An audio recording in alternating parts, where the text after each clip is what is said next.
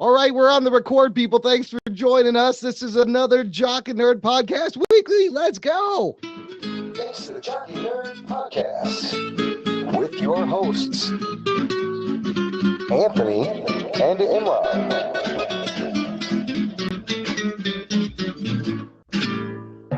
Jock and Nerd. Hey, everybody. Thanks for joining us. My name is Imran. And my name is Rug Boy. He's the Rug Boy. And he's the guy who can't get his microphone working. We had some technical difficulties. Thanks for hanging in there. And this is the Jock and Nerd Podcast Weekly on Blab. Rugs, we didn't know if we were going to do another one last week. That's why you caught me kind of in a fluster. But you know what? I'm here. I interrupted your masturbation for the week. Maybe that's what it was. But you know what? But I interrupt my masturbation. I was going to have a set time. All right, and I don't like people, ruining it. It's my me time. But I don't know.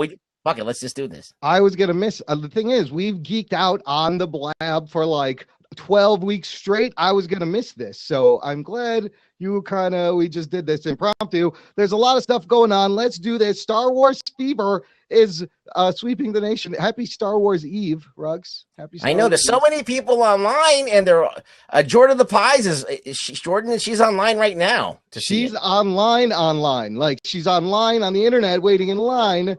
It's gonna be crazy.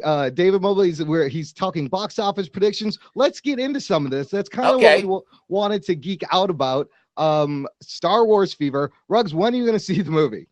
I'm going to see it after the initial week. I don't want to go to amateur hour with all these fucking people online. Oh, boy. All right. So, I want to see it in the theater with adults. And it was not last time I went to see an awesome movie, there was a bunch of fat kids eating and talking like little kids, like under 10. And I wanted to strangle the fuck out of them. That sounds so amazing. I was like, she's sitting. Oh, Jordan is sitting next to me right now. Listen, this is what you do. Establish dominance now. Just look at the kid and say, "You fucking talk. I'm gonna fucking beat you." You gotta shoot him some dirty looks right away. I think that's good advice. Just also a little elbow in the ribs by accident. But he didn't know it was.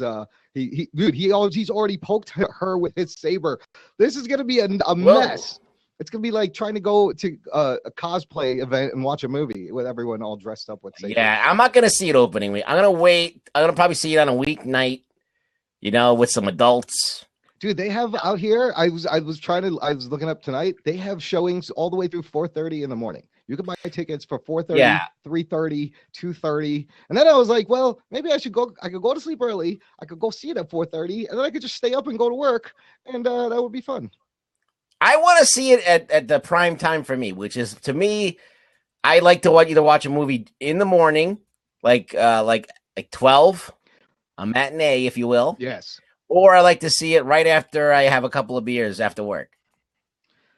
Yeah, so, work. When other people work. When you're done walking the dogs. When other people are done working and they're able to go to the movies with me, basically. I tried to pass off that I worked just now. Did you catch that? Nobody's buying it, Ruggs. Come on. Look at you. Who thinks you work? You work at not working. So you know what? I caught up on a bunch of comic books just the other day. I have a stack. I binged on all the Star Wars comic books to get ready for this movie. And there's some good stuff out there, dude. Marvel is putting out some really good Star Wars comic books. Oh, I know that they got a Darth Vader comic. Yes, that one's really good. There's a 4-issue series I read. It's called Shattered Empire. It pretty much starts right at the end of Return of the Jedi. Like the end of Return of the Jedi is in the book, and it's 4 issues, and it's about that character Poe Dameron. It's his parents. It's Poor Dameron. Is it about you? Poe. Can I have some Poe, please?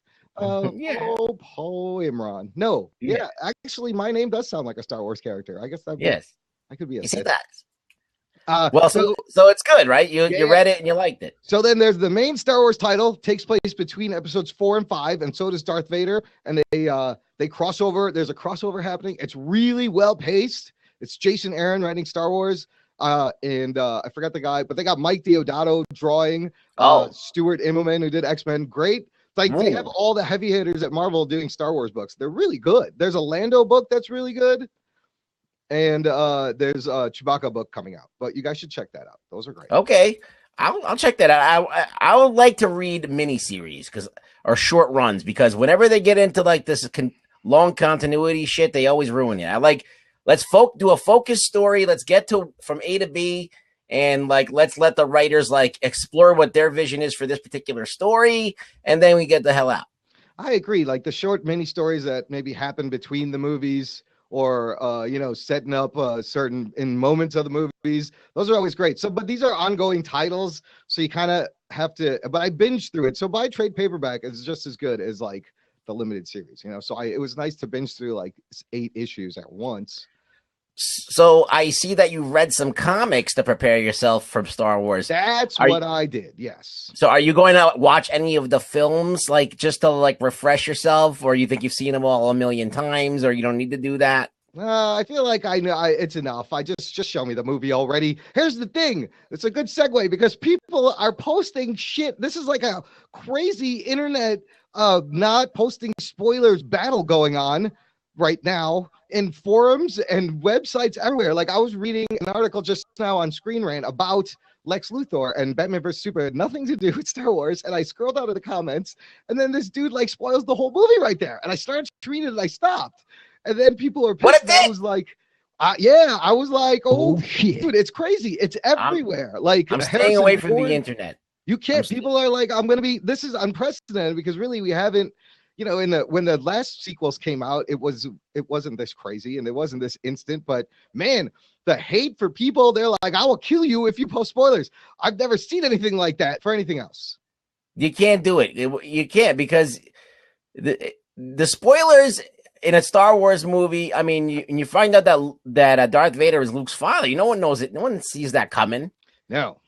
You don't. No. So there's probably a big secret here. J.J. Abrams probably was like, yo, I'm going to do the same shit. I'm going to do a massive fucking reveal because you got 2 characters that are in this fucking movie that have masks on. And they're mysterious figures.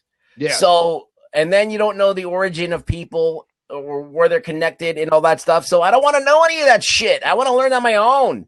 Well, somebody's got to die. There's gonna be a death, and the plot twists and stuff. But you're right. But I think they did a great job at not getting anything spoiled up until now. Now it's upon us as geeks and as viewers to protect this for as long as we can. Shepherd the week. How do we protect this? There's people probably going to be doing drive-bys and yelling out spoilers at lot. Because remember that happened in Harry Potter. Remember when the whole thing about Dumbledore, like people got really mad and they would do drive-bys and yell out spoilers. Jordan says she's not even going to say if she liked it. But see, you could say you like it. I think you can talk about it without being a dick and being like, oh, by the way, here's the big thing. Yeah, whenever I talk to somebody about like a movie, I'm like, I'm not going to give away the ending, but it was good. I'm not giving away anything, but it's good. It's hard though, but this is a thing where I feel like you have to watch it really quickly. I think this is a society of people who want to be dicks.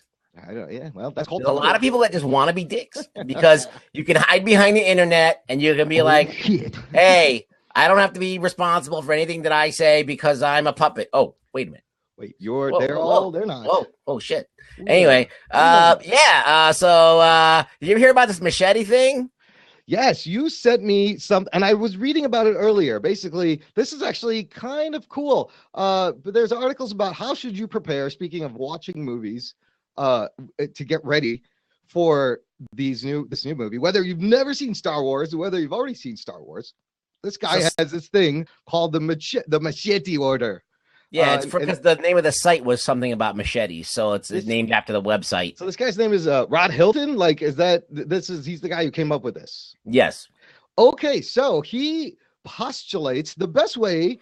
It's a really good article. I should put a link here. I'm gonna put a link right here in the blab box. Guys, check out this article. Some of you may already know about this. I just heard about it. So basically the argument is, how do you watch Star Wars? Release order or episode order, right, Ruggs? What do? Do you go 1, 2, 3, 4, 5, 6?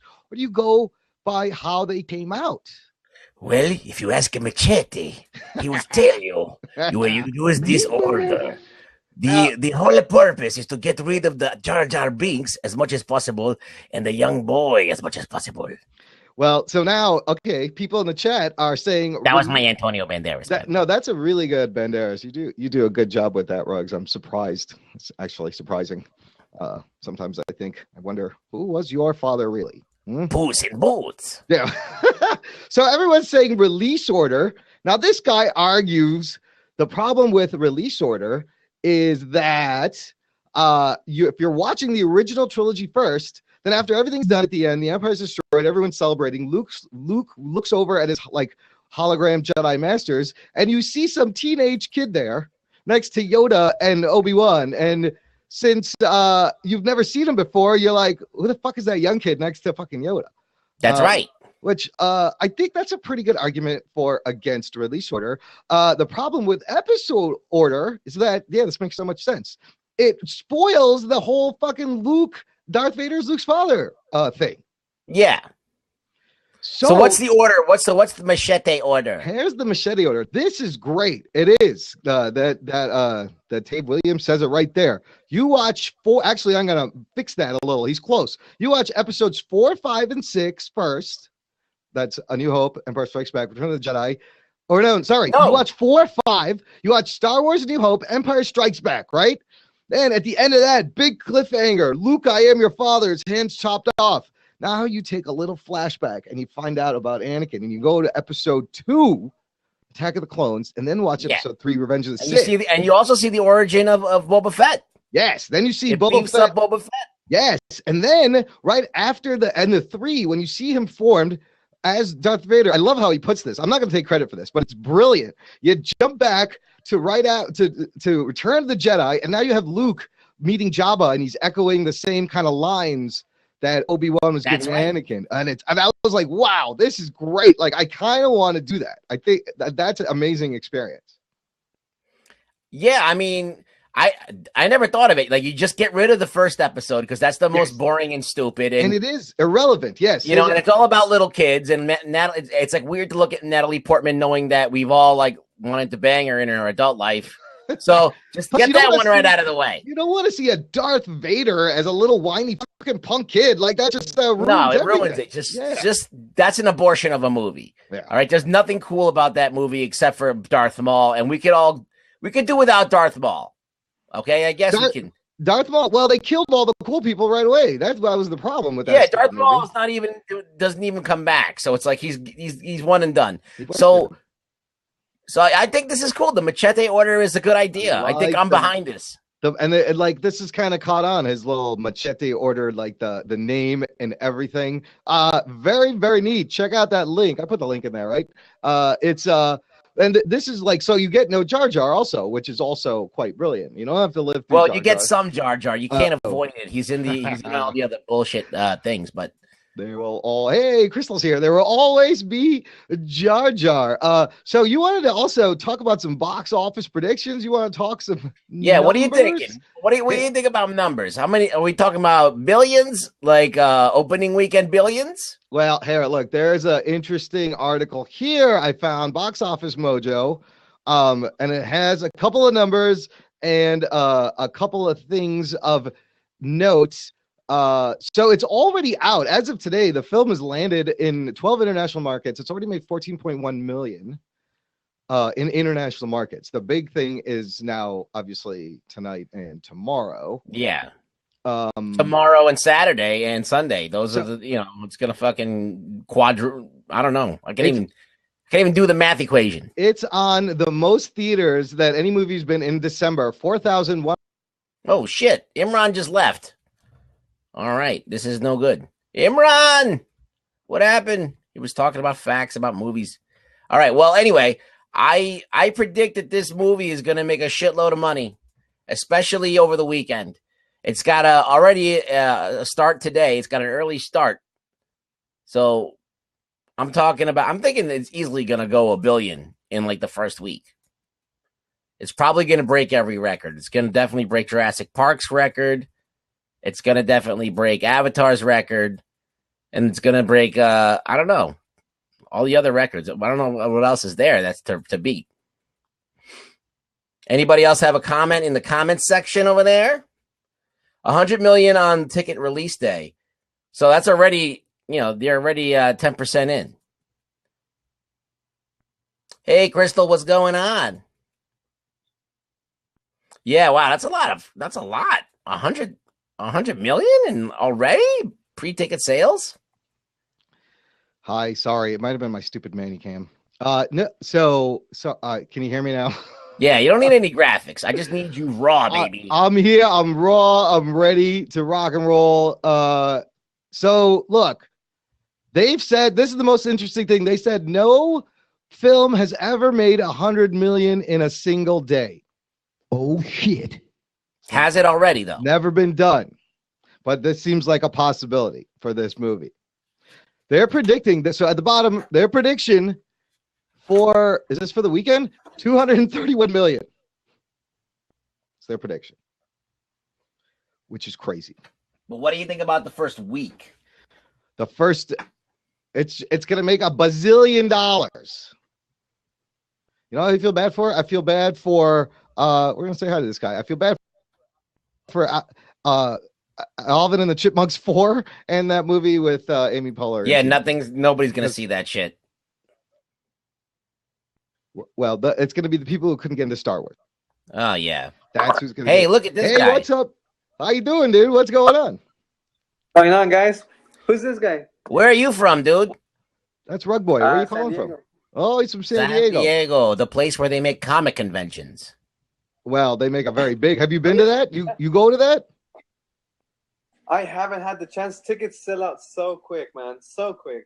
Are you going to see the Jock? Sorry, yeah, Crystal, you can be the Jock if you want to come in. We forgot to mention the Jock was just unavailable. He's our co-host. This is the Jock and Nerd podcast. He was busy. We decided to just jump on. Crystal can be the Jock if you want to jump in, Crystal. Are you excited for Star Wars, dude? When are you going to see it? I haven't had the chance, finals with school and work. Too busy, man. Way too busy. Then I got a trip. I'm going up to San Jose in like a few hours. So 8-hour drive, it's just been way too busy, man. How about you guys? So we're gonna go see it eventually, but you just joined Blab today. So what do you think? Oh, your first day, huh? Hi. You're a virgin? Yeah. First day. You know what? This is great, man. I think people are gonna communicate great ideas, and I think it's gonna blow up. Dude, that's awesome. I think even one of these. Jock and Nerd. He just popped his Jock and Nerd podcast and Blab Cherry. 2 for 1, people. Only at the Jock and Nerd podcast. This is amazing. Hey, look, it's bologna sauce. We got another one. Should we say hi? I'm just gonna click these buttons. We're gonna say hi to this guy. Okay, see you later, dude. All right, man. Nice to meet you. Hey, watching. I think Crystal might jump in and play the Jock for us. Okay. But this is really, we just wanted to hang out, have a casual little chit chat. I missed Rug Boy. This is the Jock and Nerd podcast. You can find all our stuff at jockandnerd.com. We have a regular audio podcast. Crystal is coming on to play. So the Jock's he's at a wedding. He's part of a wedding, and there's multiple things. So tonight is part of the thing. He was going to be available. Ruggs and I was like, hey. He's married to himself. He's marrying a mirror. You know how the Jock is. He loves yes. He's just he's very podcast. See, it's like he's here though, so that's always fun. Dude, my screen's doing weird shit. Oh no. Blab is being weird. The Jock said that. Let's see what happens. Crystal can be our Jock for the evening. Hi, Crystal. Hi, Crystal. Hi. How are you guys? I'm good. How you doing, baby? We're feeling we got Star Wars fever. We're trying to extinguish it. Now, let me ask you, Crystal. I know the answer to this, I think. Did you ever watch Star Wars? No, she did not. She does not have the fever. Crystal, you are immune. You are immune to the disease. We did a cure for Star Wars fever. It needs more cowbell. Yeah. Maybe more cowbell. If it gets me in Rug Boy's pants, I will be on it. Well, I'm going to send you my pants and you can wear them all you want. I don't think they'd fit, unfortunately. Well, but I mean, wear them on your hands. I don't know. I'll give it hell. I will give it hell. I will try. I'm letting this guy on too. I'm letting everybody on. It's today. Wait, I'm going to be Tony. Wait, I'm going to be Tony. Hold on. Okay, you be Tony. Yeah, be Tony. You're the Jock. All right. Here. All right, that's perfect. You look just like him now. All right, look, we're gonna do the intro, and you do his line. All right, this is how it goes. I'll say, "Hey, my And I'm Tony. name is Imran," No. and then you do his line. She didn't get the. All right, never mind. Hey, buddy, what's up? It's Austin Wood. Welcome to the Jock and Nerd Podcast. By What's the going way, on? I'm a comedian and I love Star Wars. Oh, Give us your best. You got a Star yeah, Wars give joke? us a Star Give us your Wars best joke. Star Wars joke. I One of can those do two Yoda things, okay. for 1 minute. I mean, I can press Yoda. All right, let's hear your best Yoda. Give me your please. best Yoda. The dark side has come. We like the dark Sailors got raped last night. Ooh. Wow. Well, it's good. It's like Yoda / Gollum, a little kind of, but a very good. A voice. good Yoda you are. Yes, heavy did. Feel you, stupid? It's, every time I hear Yoda, he always looks like he's taking a crap. Like, I'm taking a crap. it's like he's constipated every time he talks. Man, that not 900-year-old Jedi Hey. crap must be just. Hey, Austin, are you really into sports too? Oh yes. What kind of sports are you into? NFL, UFC, WWE, a lot. All right, but WWE is not a sport. I don't want to have to break this to you, but Oh it's fake. boy, I know. Oh, okay. Okay. All right, you got it. You got the memo. that's good. But you still enjoy it. You could still enjoy it Yeah. for what it is. That's okay. And I love my Spider-Man. Oh, I love your Spider-Man. Look at what I got. I mean, here. Imran Look. is Spider-Man. I mean, look at this. Like, this is what I wear. This That is my is real Spider-Man costume. right there. Yeah, he shoots webs, but not out of his hands. There's my real costume. This is what I do. Shoot sticky substances all over the wall sometimes. No, I mean, I made it. It's Can we see it? Can we see? Emron, can you do that for us right now? No, it's just silly string. Here's some. It takes him a while. He's got to concentrate to spin a web. And you know what? I'm spent at the moment. I just Yeah. did it. You missed it. I just did it. Oh, there's our two. This is the best podcast ever, right here. This guy is great. I think we just stumbled onto unknown territories That with guy. Austin. There's a Is hut. that Jabba? There's the hut. Hey, I just coughed that thing up the other day. I had something in my lungs. I was gonna say that was what Emron spewed out, but okay. Yeah. No, So, Austin, are you ready to see Star Wars or what? I've been ready for a very long time. So when are you going to go see it? Do you know? Do you have it all laid out, the plan? I won't be there sitting in the front row because it's gonna be packed like hell. yeah. So, I'm Is that gonna where wait you there. like to sit? You like to sit in the front row? I want to sit in the back. Okay, that's pretty gangster. I like that. That's sitting in the back. No one can get to you. Who's You your, know, you who's your favorite? Who's your favorite character? Of course, my man Darth Vader. Well, Darth there you Vader's go. not in this one. I hate to break it to you. Holy no Darth- shit on your cracker. Holy shit. Holy shit on a cracker is right. There's no Darth Vader, Austin. Look. Bloody Hey, listen. hell. I got a joke for you. All I'll right. give you a joke, Austin. Okay. Do you like Pokemon? Yes. Back in the day. You know, did you ever have a Pokemon stalk you? Yes.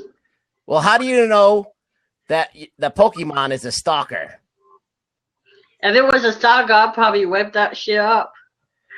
Well, you know that a Pokemon is a stalker because he Pikachu. Wah, Lame. wah, wah. Not funny. That's a good one, Rex. Good one, Rex. It was a long setup, but you tightened workshop that one a little. Yeah, I Tighten gotta it go I tighten think- it up. It's just all timing on the thing. But I kind of wish I kind of want to go see Star Wars tonight. You're right roboting a little bit. now. Oh no. Here we Wait. go. All right, well, Austin, we're gonna go say hi to some other people. Unless you want to. Before I go, I just love Muppet people. I mean, I love Kermit the Frog. I know it's a good job to be whatever you call it, a clearwaitress or whatever they call them. But I just love what you do. Okay, Oh, thanks. He's a fan of the Felties. He's a Oh, fan thank of the you. Felty American. I'm a fan of you. You're an awesome kid. You come back whenever you want. All right. Hang Will out and do. watch us. Maybe we'll have you back on this. You know, while we're doing the show, we're just gonna Nice like. to meet you, Austin. That's me and you. Merry Christmas, everybody. You Yes. too, buddy. And may the force be with you, May son. the force be with you, Austin. All right, chill. Let's see what else. Let's get bologna sauce on here. But bologna, you want to come on here? Bologna. I want to Oh, bop yeah. your bologna. I would love for bologna sauce to come on here. Oh, we I know. like bologna He's sauce. got I put bologna sauce on my bologna sandwiches. Ruggs, did you go on Kermit and Friends this week? How'd it go? I did. I went on Kermit and Friends. Elisa, oh, Jordan's coming on. Oh, is she in the? Are you in the movie? What's going on? She's watching. This is cool. We're like live from the theater. She could blab the whole movie. This I'm- gonna sneak peek. I'm in line. Oh, Oh, you're still in You're line still this in whole line? time. Are you with your I've hubby? been- yeah. Yeah. How long have you been in line? Well, since 6:30. Our movie's at 10:30. Oh my! So Okay. you had to get in line 4 hours early for your movie, basically. Holy shit on a cracker. Yeah. That's nuts. How many people are there? What's the mood like? Well, I can show you. Show me the So mood. there's a line. It goes all the way up there. oh my God. There's a lot of guys And that are pissed that then- you're filming them right now. It goes all Can- the way. Hey, Oh, Can you way show me down the that guy? way. Is there anyone in costume, Jordan? Yeah, is there anyone in costume? Yes. Dude, Yes, walk by them and we- embarrass them. My- Put them on blab. Well, Find Tell them you want to I don't interview know- them I on don't this know show. if I can- There were some movies that were at 7:00, and I think they were in those. But there was some Boba Fett. There's a Boba Fett. There's Stormtrooper. There's a lot of Jedi's, some Leia's, a lot of kids dressed up as like Jedi's and stuff. I can feel the Lots of force. cool lightsabers. I can feel the force all the way I from can here. feel it.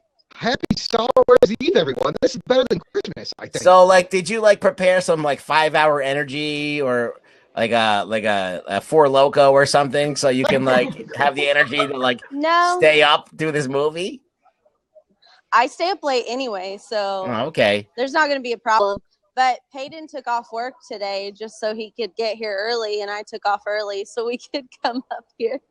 Dude, you're the best girlfriend ever. I mean, best wife ever, right there. That's awesome. You I guys know. are awesome. You bake pies and you want to watch Star Wars. You And- actually Yeah, want to that's be right. there. Dude, and she listens to the Jock and Nerd podcast at work. That's what's right. could be Yeah. better. Yeah, We love Jordan. You're like the best Jock and Nerdlinger we got. That's what we're calling him now. I don't know. I just kind of made that up. Unless you can come up with something better, throw some I don't out know. there. Jock and we'll play with some. We'll see what's. How about jockeys? I don't know. It's already Uh-oh. it's confusing. Wow. Uh-oh. How you doing? That's so cool that you can check in from your 4-hour wait in line. So hopefully we'll help you pass some of the time. We'll get you right to the movie. We'll just entertain you until you walk in, and then you can be like, "All right, see you later," and then you can watch the movie. That's what I'm planning on. I mean, the connection's not that good, but I can hear you guys at least. Oh, So that's all that matters. How crazy is the future that we live in, that we can host a show? She's waiting in line for this movie. There's people all over the world. People are going to see this thing. This is just, it's out of control. I guarantee you, there's someone taking a shit and listening to us right now. Holy shit on a cracker. You push that shit out. I want a clean break. All right? No mess. You got to relax. Crystal, you won a Best of Blab award also, didn't you? No, that's fake. That's if you look, it says best tits on Blab. That was not. What? I'm an imposter. What? That was That not a should've been- category. Why not? That's a valid category. That's a great And I would category. totally win. Yeah. I thought it was I actually thought it was a legit category. I've I never was like, seen her boobs, but I guess I'll take your word. I will show you later, buddy. Okay. Whoa. a different. There's a wants lot your of sexual slack hole. tension with Crystal. She wants to get in your slack hole there, rug boy. A lot. Yeah, well, she wants black hole. she wants a one-way ticket to the hole, baby. It's a lot of traffic going in and out of that slack hole. I'll tell you what. It's gonna get worn. It's gonna get worn out. Yeah, you gotta get in line. So Jordan, has anybody been running by and spoiling things, or how have you avoided spoilers thus far? Well, I looked in Twitter today, and that was stupid. I should have never done that. But there's movies playing right now, and I'm scared that when theirs is over, that somebody's gonna be running down the theater yelling something. I'm pretty much just gonna put my headphones in, and I'm just gonna I might even be listening to you guys, so you might save me. from it. Yeah, but well, just keep your focus on us. Crystal, is this, Yeah. does this We are seem here for you. does this seem odd to you, Crystal, at all? That like people are worried that someone is gonna tell them a movie that that's out that everyone's watching. No, not at all. Not at all. Especially when you it's get it. anticipated. I don't watch it myself, but I get it. I totally get the whole excitement of Yeah, it. because Crystal's a nerd for like other stuff. She was like, she dedicated her whole life to Kermit and Friends for like a year or something. Totally. Like that was her life for like a really long time. That's commitment, dude. That's Now cool. she's graduated to us in my Slack hole. No, you still go. You still hang out over at Kermit and Friends, also, Crystal. Yeah, I was just on there tonight. What? Oh, I didn't know she was doing a show tonight. I was on there last night. How come you weren't on one with me? Well, because I didn't know you were going to be on. I didn't find out until like after the fact, and then I was really I tweeted sad it. that I missed Did I tweet it? I don't think I did. I don't think Rugs, you did. what'd you guys talk about, Rugs, on the when you? I don't fucking know. Like basically, I came on. I don't know. I really don't remember when I talked. I don't remember. I have bad memories. My memories suck. I just remember that Elisa was texting me with over Twitter, and she's like, "Hey, you haven't been on in a while," and I'm like, "Oh, I'll come on next week." And so we were just shooting the shit, and we were talking about like Christmas break or whether I celebrate Christmas or what kind of holidays does Rug Boy celebrate. Well, are you celebrating? Did you make a list? Felty Christmas. Felty Well, Christmas? then I told her like, "Well, I'm an atheist," and Oh. and then she was like, "Really?" And then I was like, "Well, actually, I do believe in God, but it's not the same kind of thing." So I started to talk to her about that. And then so when I went on her show, I just kind of continued that conversation. It got deep. So like agnostic. Yeah, I believe in the Force, the Star Wars Force. No, I have like a theory that like this is not going to make sense to anyone, but it makes sense to me. Okay. And I always say it. It's like people always trying to figure out like, okay, God exists, but who created God? Right. And who created that? So that's like the conundrum. Yes. So I thought about this really hard with my like 2 brain cells. Yeah, your pieces. And it took me a really long time. Okay, I was thinking a long time, and I came up with this solution that everything happened at the exact same time. There was never nothing. There was always something. What? And it's just the evolution of nothing into something. There was no beginning. It was just it was just there. It's just there was no instant of creation. No, it's just there was no such thing. We have this idea that there's nothing, but there is no nothing. There never was Well, nothing. there cannot be. There was no never. nothing. We There was can't never come nothing. from nothing. There was Right? there can never be nothing. Right, because you can't make something out of nothing. That's right. You have to have a starting point. Yeah, energy cannot be created Or who destroyed. created Just there, though? transferred. Yeah. Where But does who it put start? energy there first? Like who did So that? then, if you're on board with that, All right, we that- follow you. We follow you. okay, if you're on board with nothing created anything, it was always here. That we're just an evolution of that being. Right. And even though we're microscopic or submicroscopic or subatomic in the level of being a tiny little speck in the vastness of space, we are such like a rare occurrence that we're actually like the most advanced part of the universe. So we're like the consciousness coming into being of the universe that we realize that we exist. Rugboy, is blood gonna come out of your ears soon? Because I don't know where you're pulling this shit from. No, Like, this is don't stop very it. Don't crazy. stop it. Keep No, going. it's very good. It's very crazy. Yeah, like the whole point. People are like, why are we here? I'm like, the whole point is that this occurrence being rare, life and the sentientness and the knowing that we're here, we have to proliferate that. All right, but we can't do that without destroying where we live. So it's a conundrum. So we have to go out to outer space. We have to spread ourselves out and terraform and do all this stuff in order to kind of like bring more sentientness into the universe. So it's not just this mass of just dead things, this rocks just floating around. It's got to have life. We have to spread life, and the only way you can do that, and the only way you can spread life around, is to be good. But there's life. Because if you're evil, you kill people. If you're evil and you're bad, I mean, there's no such thing as good or evil. But I mean, if you're a good person, you allow people to live. If you're a good person, you don't stand in the way of people living. So that's kind of like goes in hand with the laws of the universe. All right. If you're a good person, you allow people to be. So anybody who comes in and shoots up 1 million people, they're being counterproductive. They're not like helping. That one. Let's say like someone comes into a theater and shoots it up like they did in Texas or Batman or whatever, that Batman thing. All right. One of those people in that theater could have been like a great scientist that would have like helped us progress. All right. So you always have to err on the side of caution when it comes to life in some way. So should we ask somebody? Do you believe in like what? Sorry. Go ahead. You're fine. Are you being held hostage? Go What's ahead. going on? So do you believe that there's like some kind of like plan for the future? Do you think it's all random? No, I think it's completely random. I think it's like I think that there's a general like will. The universe has a will, and we're all part of that will. But we're fighting against it constantly because we don't know any better. You know, we're always being kind of productive. Like it's really weird because you'd think that the answer is like, okay, everybody fuck and everybody leave each other alone. But that's bad too because we run out of resources. So it's a very tight rope that we have to and that's why society is so important, and understanding each other and helping each other is so important. And that's why we need that's why all these places needed religions to help with that. But once you get to a certain point where you're an evolved person, you realize, okay, we understand it. We don't need like some kind of like religion to do this. We just understand this is what we have to do. Then we can abandon that and just progress.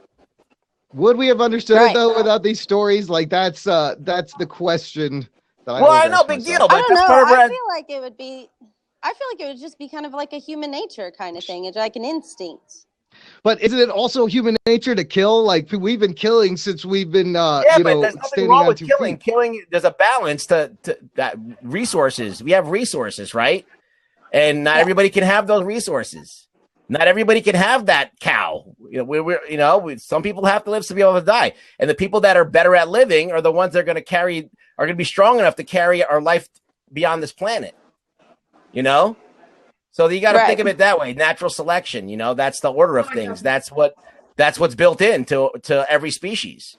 The strong survive. Right. The people that the species of crow that knows to like break open the rock and use it as a tool to get its food, to break open the shell of the thing that it wants to eat.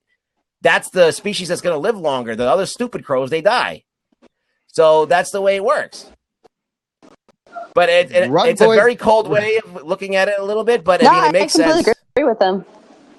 Yeah, no, I mean, Rug Boy Darwin. It's the hard fact that people don't always want to be like, look, if sometimes you got to stop feeding people to solve the problem. Where if you, instead of making too much food that gets wasted, that doesn't get to the right people, it's hard to make that call sometimes. Yeah. So that's what we talked about a little bit, but then I went on way too long. I should have stopped. There's a theory. How about this to blow your mind? There's a theory that we, as a species, have already been civilized and been wiped out. Like we've done this already, possibly 7 to 8 times, and that we will not remember that. But there's evidence if you work back, because if you think about it, look, in 5 generations, we went from like horseback being the main transport to fucking spaceships and plane. That's 5 generations. That's not a lot of time. That's very fast. Man has been around for a long time. Why not in those previous generations? This should have already happened. Perhaps it did happen. And a cataclysmic event wiped it out, and we started over like multiple times. They're looking at ice core samples. They're drilling in Siberia. Like there's this new theory that was laughed at that scientists are starting to actually think is all of this. I learned from Joe Rogan, by the way. Russell Graham Hancock and Russell, I forgot the guy's name. Really smart guys, amazing interviews. But they have this great theory that we have been civilized and we've been through this and we can't remember it, and it's been wiped out over and over and over again. I'm on board with that. Jordan, before you've heard that, Jordan? What? Yeah. What? Yeah. Have you heard about that, Jordan? Yeah, I've heard about it. Somebody sent me a video. I don't remember what it was. It almost like it kind of detailed that a little bit. Talked about like the Greeks and the Egyptians and Yeah. even like the technologies that they had then, and even some places in history that are kind of lost, like what happened to that, kind of area and stuff. I mean, this could explain like Atlantis and those kind of tales that we think aren't real, that maybe are something happened. Yeah, that blew my mind when I started thinking about that. I was like, that's crazy. No, that's a theory that's going around, and I'll give it a shot. I'll accept that. I'll put that in the realm of possibility. Crystal, do you want to stay on, or do you want to someone else come on, or are you cool with I'll hosting? let someone else come on. You better watch this Elvis's butthole. Who should we not let on? No, we're gonna let everybody on. All right, everyone's getting on. Fuck them. Hey, everybody! I'm not scared. Everyone, he was trolling. Remember he had the Jock and Nerd troll last time. That would be him right there. Yeah, that's fine. fucking. I'll Antonio Banderas his ass. Don't worry. I want to say hi to every. Thank you very much. Crystal. Bye. All right, whoever wants to jump on, let's go. This is the Jock and Nerd Podcast Weekly, you guys. We're just hanging out. Happy Star Wars Eve to everyone. Speaking of Star Wars, check out this little promo I got. Hey, what's up? It's Taylor Gray, the voice of Ezra Bridger on Star Wars Rebels, and you're listening to the Jock and Nerd Podcast. Whoa! Ooh. Star Wars Rebel star. Yeah, right, there we Give us go. a shout out. Ezra Bridger. Oh crap. Okay, I tried to do something. Thanks for checking us out. We're hanging out, and Jordan right here is actually in line in the middle of her 4-hour waiting line to see Star Wars: The Force Awakens. Very exciting. There's a bunch of fans there, so thanks for hanging out. Like, this is just crazy that you can do that. I can't wait. I know. I'm surprised it hadn't kicked me off yet.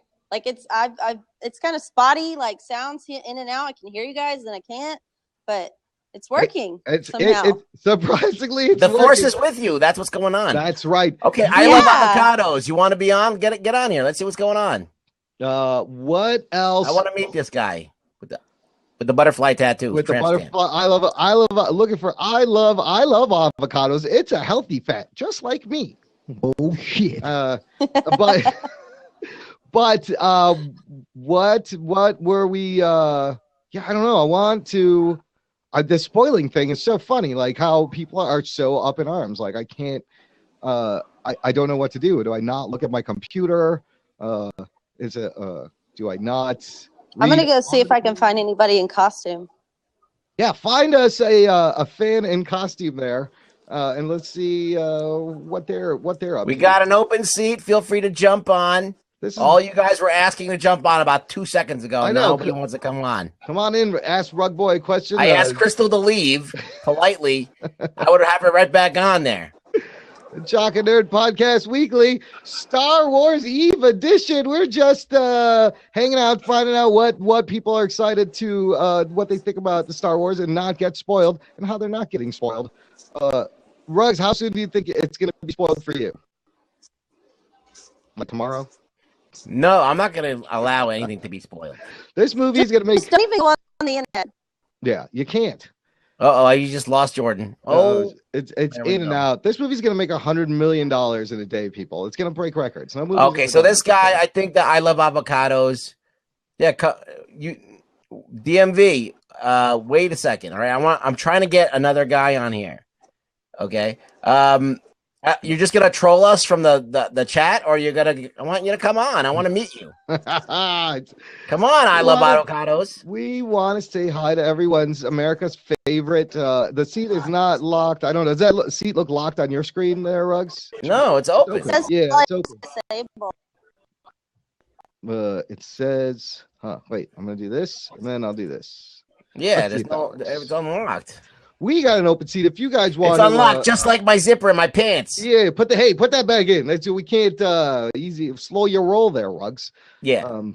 We also I get aggressive when people want to fuck with me. I fucking give them a fistful of fucking felt. Ruggs, did you watch Supergirl this week? Yeah. What do you think of that? What happened on Supergirl? Remember, it was what the fuck happened? They tried to get Cat Grant on some kind of like hostile takeover.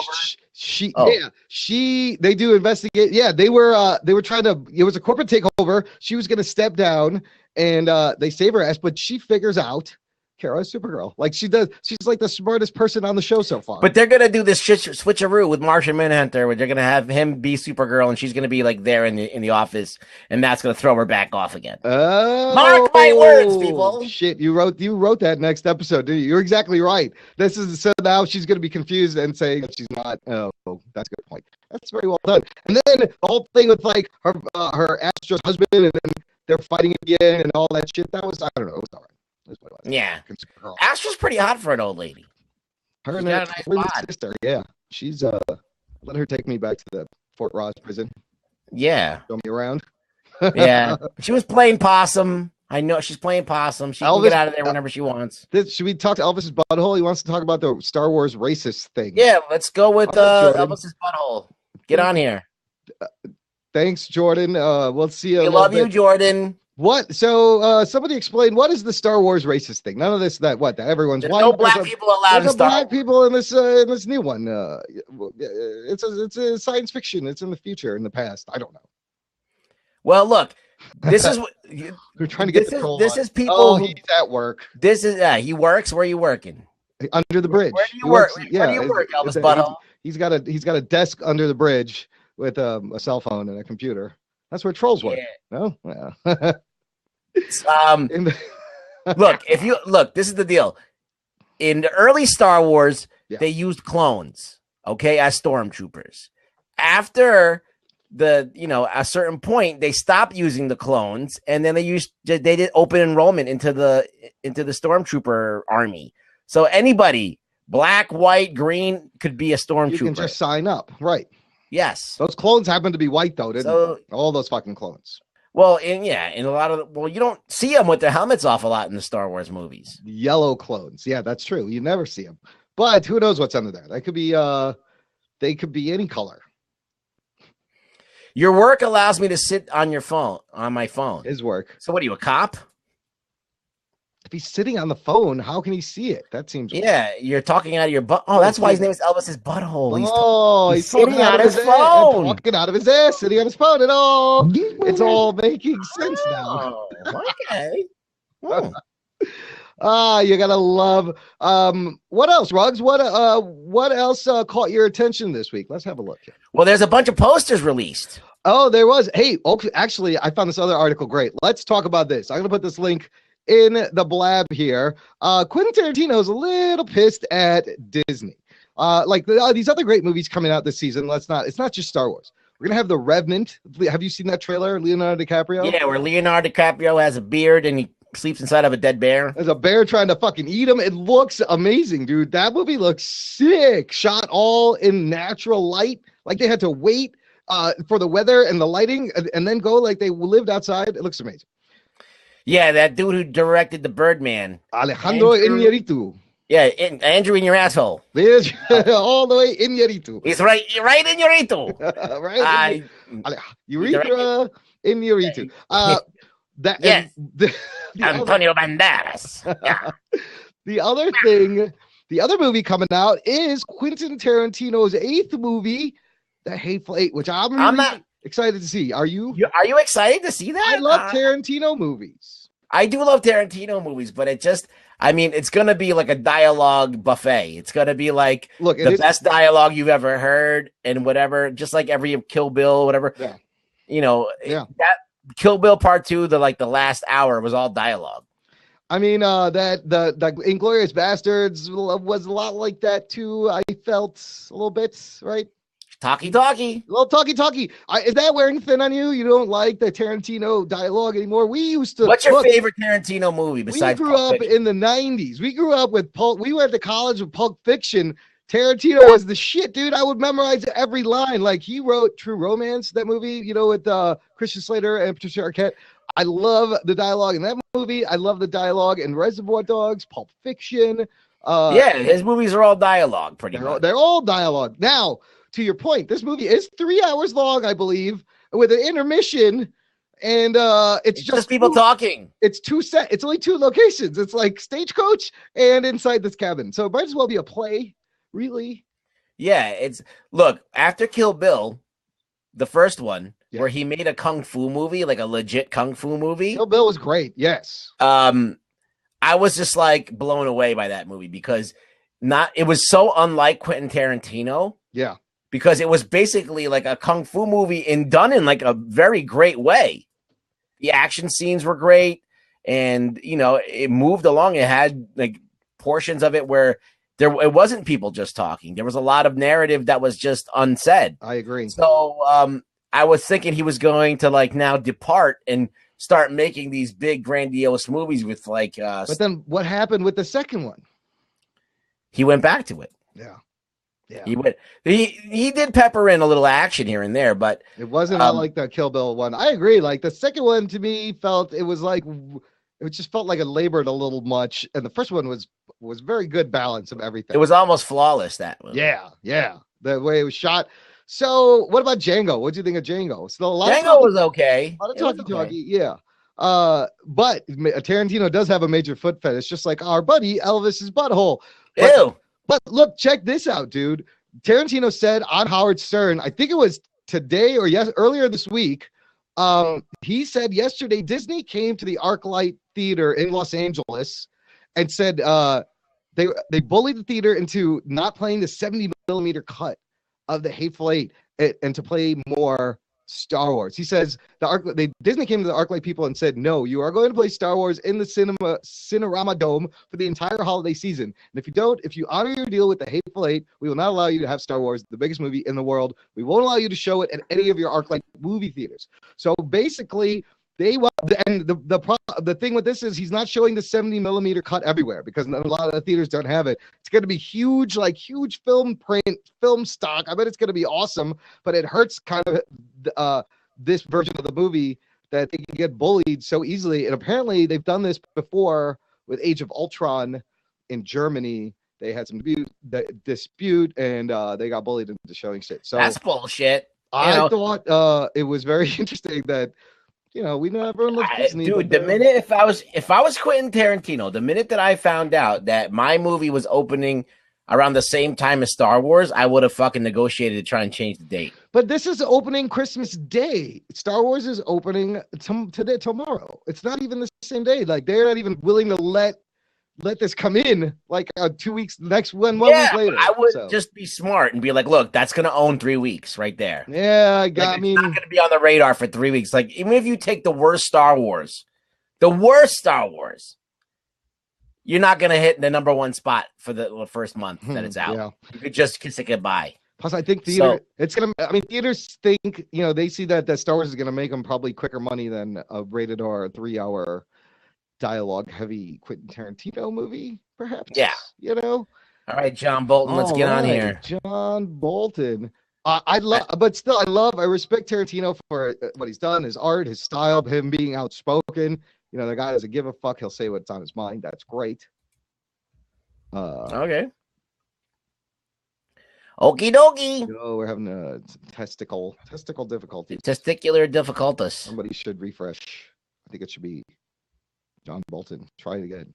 Michael Bolton. I met this guy yesterday. He has a puppet. Oh, he has a puppet too? Are you meeting people in the Felty community, Rugs? You made any friends? No, his puppet is more like the puppet that bit my mom. Oh boy. Does that bring up it's like a wood puppet, ventriloquist puppet. Oh, that's what bit my mom. What kind of memories does that bring up for you? How do you feel when you see it? It freaks me out a little bit, but you know what? I'm a strong man. I've been alive a long time. I'm not afraid of shit. Well, that's good, Ruggs. I also have the guy sent a link on the Star Wars racist thing. Let's see what this is. MSNBC's Melissa Harris. Star Wars is racist because Darth Vader is a black. This thing. Oh my God, this woman is a fucking idiot. That's what I remember. Star Wars is a white guy. And he's voiced by a black guy, and then they're like, we see him, and then he's a white guy, and she just misses kind of the whole point of the whole thing right there. So, let's try again with John Bolton. He put that link in there, Ruggs, but this is very stupid. I just see somebody hitting a. I see a kid. I see that the bearded DJ is put in. A kid punching a Mickey Mouse pinata. That is a great GIF, by the way. He just like went a gangster. He like drops the thing and just goes ham on He it. tries with the broom, and then he's like, "Fuck this pinata!" Yeah, And that's I like exactly right. You know, Disney's great, but they're a little evil empire-y sometimes, being a little bully. John Bolton's having problems. We still can't All right, who's here? Let me see. get a We good got. connection. Let me just go down the line here. We got the Elvis guy who's at work with the phone up his ass. The We epilepsy got Jordan guy. who's online. Stern Fan Nation. Why don't you come on? Oh, Stern Fan Nation. Quentin Tarantino was on Howard Stern. That's where I heard that. This is the bearded Jock and Nerd DJ is podcast. on here. Jump in. We got an open seat. John Bolton, try refreshing again. The epilepsy guy says never go to a Star Wars opening night. I mean, sometimes you could agree with that. It's a little bit crazy. Jordan, how's it going? It's fun. Yeah, she says it's fun so far. It is. This is the thing, people. This is like it's become more than a movie now. It's just a big event, and you kind of. If you don't go, you don't know what the fuck anybody's going to be talking about for the next 3 weeks. It's going to be really annoying. Plus, it'll remind you of your childhood, some of us. That's all I'm hoping for. I'm hoping that it gives me those feels like I had when I saw, Return of the Jedi in the theater when I was very, very little. You want Boba Fett to appear again? The Boba Fett's probably in. Everybody likes Boba Fett. Everybody likes his helmet. Yeah. No, he's cool. No, the Boba Fett at the theater there. She means the guy. Oh, there was a Boba Fett. Oh, yeah. You think they'll bring him back? How are you, Ruggs? Are you gonna watch the movies any order? I love that machete order we talked about. But I think I'm just gonna watch. All right, just for the fuck of it, I'm gonna watch Return of the Sith and then Return of the Jedi, the Return movies. Ooh, that's kind of a good idea because those would be like the last two movies in that machete order. Yeah, because we all know that Darth Vader is Luke's father. We already know that. Jordan, What's up? how close are you to your movie? How close are you now? What time is it? 9:30 my time. 8:30 Central Time. I got 2 more You hours. still have 2 hours. Yeah. Oh my God. Wait, dude, you Where are a is she? trooper. This girl is Oklahoma. This girl's been standing in line since 2 hours, and you have 2 hours yet to go. That's unbelievable. Is this the longest you've ever stood in line for a movie? This guy John Bolton is trying. And He wants to be on really bad. I'm trying. I stayed in line. Yeah. I stayed in line for like 6 hours for a Harry Potter movie. Wow. 6 hours for a Harry Potter movie. Do you wish you could have any of that time back? It was worth it. So It was okay. no, yeah, but even when I got there, like that time, the line had like wrapped around the mall and stuff, and like there was a lot of people already. So I don't know, people probably camping out for a day. I feel like. Man. Hey, I'm gonna tell a little bird. Everybody should tell a little bird, dude. Tell some birds. Tweet it. You know what this kind of reminds me of? The last time a movie was big, like pre-internet, and it had this kind of feeling across the nation. I think 1989 Batman. Remember 1989? That summer, there was fucking Batman shit everywhere. I think the same thing was for Spider-Man, the first Spider-Man too. John Bolton's having a problem. Yeah, Spider-Man. That for me was also great, but I was I waited online at least 3 hours for that. For Spider-Man. Yeah, Yeah. I think that might have been the movie I waited the longest in line for. Anthony's texting me. I didn't tell him that we were going to be doing a blab. He's mad. He's always at a wedding when we're doing a blab. I know. He wants to know, this is going to be a blab only. It's going to live on the blab. Don't worry, the jock. I'm just going to make him feel better. We're just hanging out, having fun. But it's the Star Wars fever, man. It's crazy. It's like I miss not seeing things that'll spoil things. It's just so weird. It's so weird. You know why? Because we were never able to buy tickets this far in advance so easily ever before that they could make $100 million. You know, that you could just do it from your phone. Like even with the first set of prequels, that the credit card for buying tickets wasn't really that great. Hey, wait a minute. Is I Jordan? I could still hear her. That's weird. That's weird. Yeah. Whoa. Oh, we can still hear you, Jordan. Yeah. But you're not in a. Yeah. That's Don't weird. take a shit while we're. Just so you know, don't say anything crazy. Wait, Yeah. Let's see.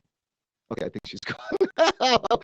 Like, imagine you just heard her, like, she went to the bathroom and you're there. Bloop, bloop, bloop. That would have been embarrassing. I'm sure that's happened on Blab. Has that happened to anyone yet? Because occasionally it glitches out and you disappear, but you can still hear your audio.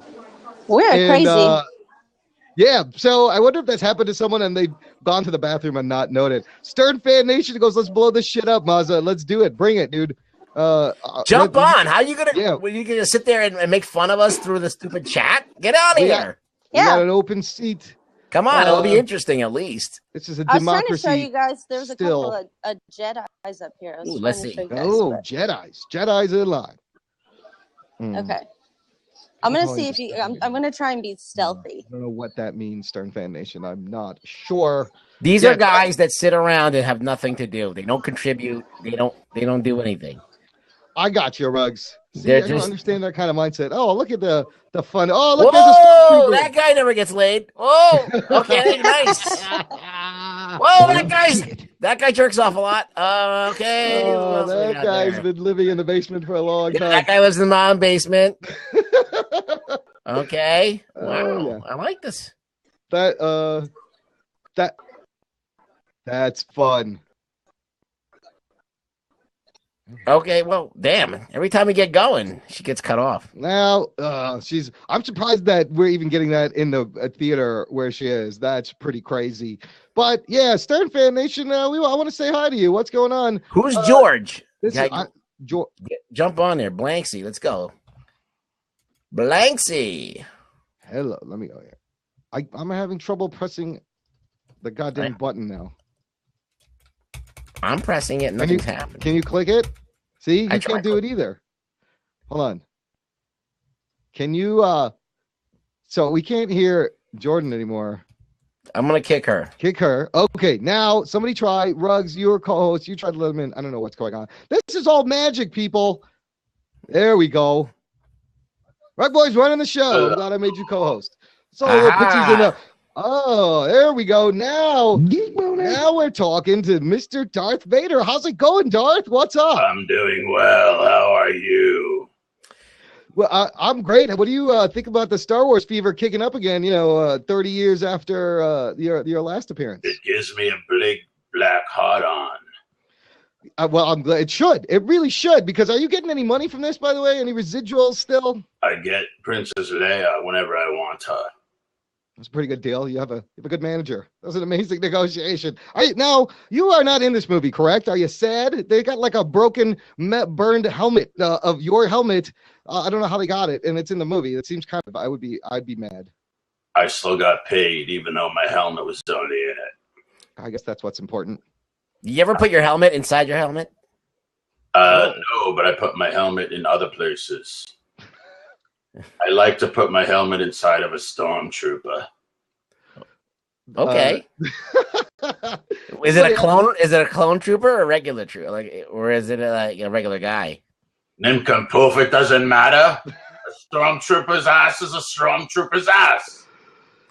Listen, Darth, people have been asking why, when you sound like an old black man, do you look like a wrinkly white guy? What do you got to say to those people? That idiot kept on doing my voice, and they took credit. He should go back to doing the phone commercials. Wasn't the original story that they didn't tell fucking Prowess that the other guy, whoever played him, that they were gonna dub his voice? Like he didn't know. Yeah, he didn't know. And they just did it. He was like, how can you sound like menacing when you got like a British accent? But can you imagine him telling all his friends to come see the movie because he's the big bad guy and his amazing delivery, and he has no idea the movie starts, and he's like, "What the fuck?" He just looks like an idiot.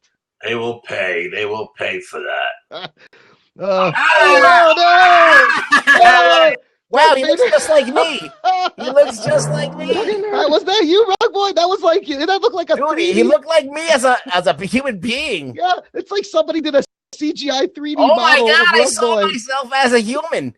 That's what I grown up would have. If I hadn't turned into a puppet, I would have been that guy. Except he's a fat version of me. Ladies and gentlemen, if you don't know, Rug Boy was born a human. His mom was bitten by a puppet in Romania and was cursed, and slowly Rug Boy became a Felty. Now, that was R2's back. That was a strange moment. That would have been you.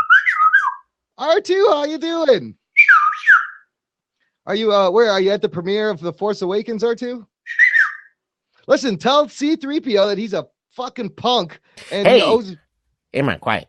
You got any naked pictures of Princess Leia on the hologram thing that you got? That's a good question. I know you got. I knew it. How about you crack open that one hollow file that they told you never to show? It's labeled Princess Leia fappening, I believe. Wow, it's like her and Melissa Benoist. What is Princess Leia? Are there Princess Leia fappening pictures? Holy shit out of cracker. Let me tell you. We're going to be saying that on the thanks to DMV. Yeah, he was great. Hey, R2, what do you think of BB-8, the little rolly ball deal? He's trying to steal your thunder a little bit. No, he doesn't. Oh, I don't think they get along, Rugs.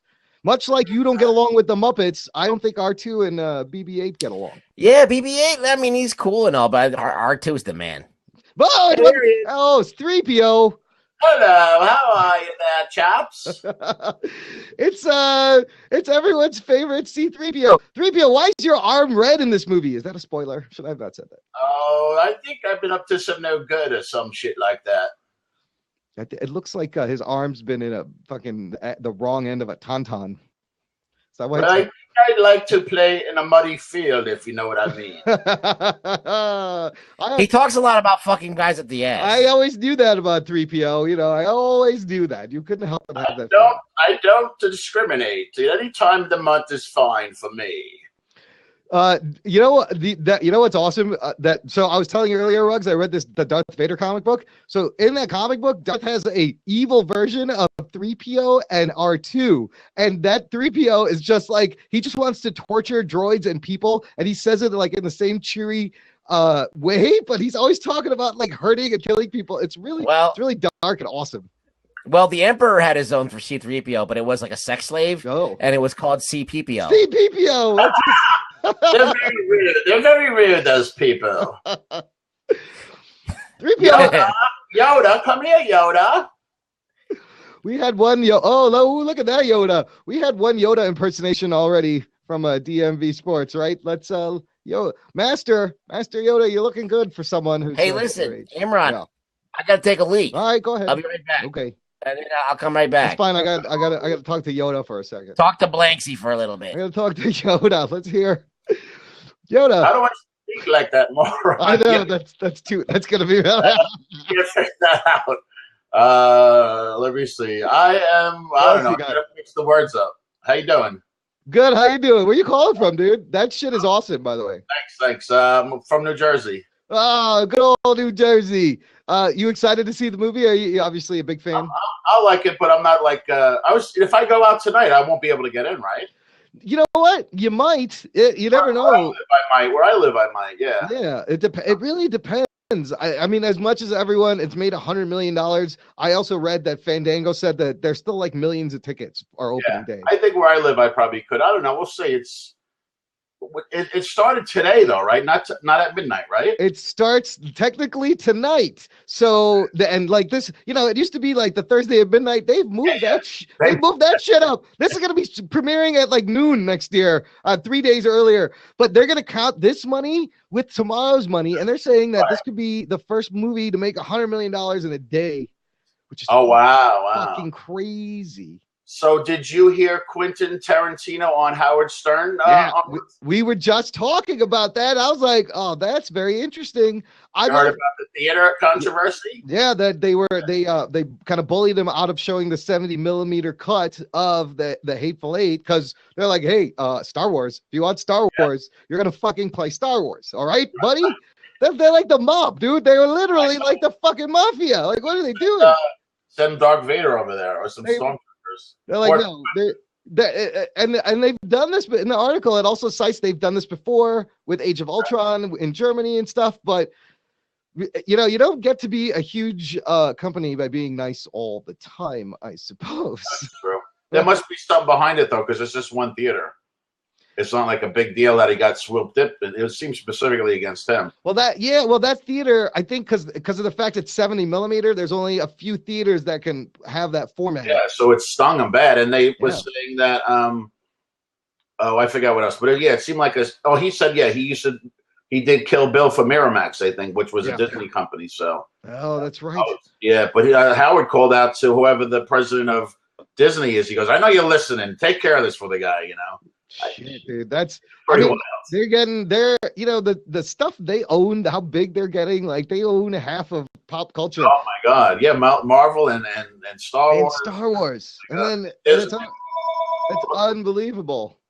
Are you a Tarantino fan? You excited for Hateful Eight? I'm also let me get that. Sorry, I'm also moderate on him too. Oh my God, I got too many phones in this room. It's my buddy. My blab buddy. Really? You kind of did you like him a lot, and you're kind of like, I don't know what you're doing anymore, buddy. Oh my! No, I'm on the cam, so I'm not gonna pick it up. No, I mean Tarantino movies. They were too bizarre for me. Like I never, people love Pulp Fiction. Oh my God, Mark! I gotta put this in the drawer. Tarantino. It's a very persistent friend. Yeah. Yeah, Pulp Fiction was. People loved it, but I thought it was good, and. I don't know. I never watched Django Unchained. Yeah, I guess I'm not a big fan of his. I don't know why. But I love Indiana Jones and Star Wars I liked a lot. But any kind of Marvel movie is always a no-brainer for me. What are you excited to see the next thing coming up? Like my favorite of all time, the two I really liked recently Marvel-wise was Captain America's. And I loved the best ever, I think, was Iron Man. The first Iron Man was awesome. The first Iron Man and the second Captain America is an amazing movie. I have them on Blu-ray, so when he comes out of the cave with the old, the Generation 1 suit, that was freaking awesome. Jordan Rugboy had to pee. He'll be back. Have you seen the trailer for the third one, that's coming out? No.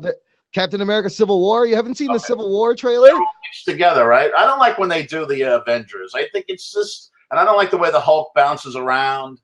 It's interesting. It takes it out of the reality. Yeah, it's too much bounce. Yeah, and then the Thor I have a problem with. Yeah. Oh, that's a great Hulk. I don't even know which Hulk is that. Eric Bana Hulk or Ed Norton Hulk? Eric Bana, and I got Loki.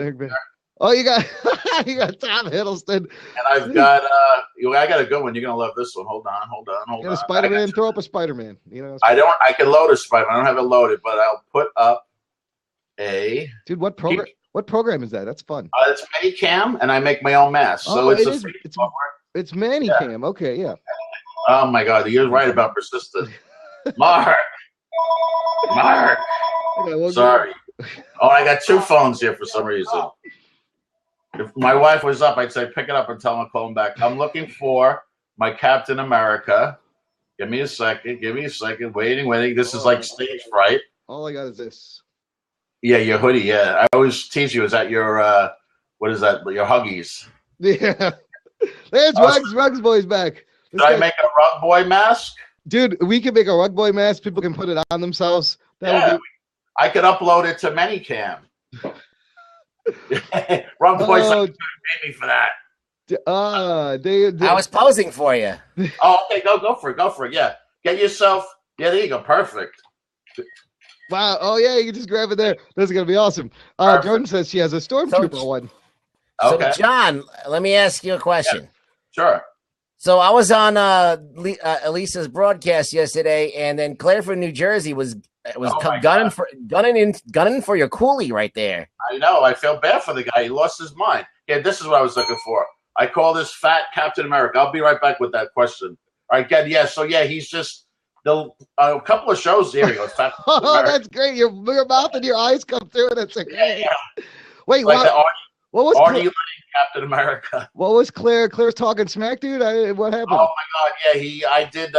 It's a long story. I don't think we want to put it in this show. We could talk about it on another time when you come off the air, maybe, because we're sticking to fun stuff. But yeah, he's a little crazed out on me, and I guess I hit a nerve. That's what people say. That's always fun.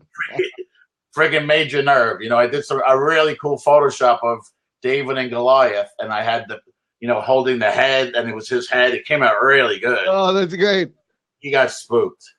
I'll put in the chat my Flickr account, and you can, because you guys know the characters, most of them, and you can see all of my Cameron and Friends related. Oh, that's fun, man. When you're good at Photoshop, when you can fucking elicit a response like that off of Photoshop. Yeah. I did one. I just did one of Benji, and I sent it off to Fred Norris. Oh, nice. Yeah, yesterday on the show, Fred said Benji looks like Wooly Willy. What's 631-213-7599? Yeah, he's posting lottery number. Is that the winning lottery numbers? Is that your phone number? No, that's someone's phone number. Oh, he's trolling someone with their phone number. Is that Elisa's number? That's interesting. Oh, look, here's the Flickr. Let's check it out. That's my Flickr. So there's like 50-something graphics there, all going back to the, you'll get a retrospective of the show. And they have, that's fun. Oh, you got these are. If you guys ever need any Photoshop, let me know. I'll help you out because I'm looking for new people to work with.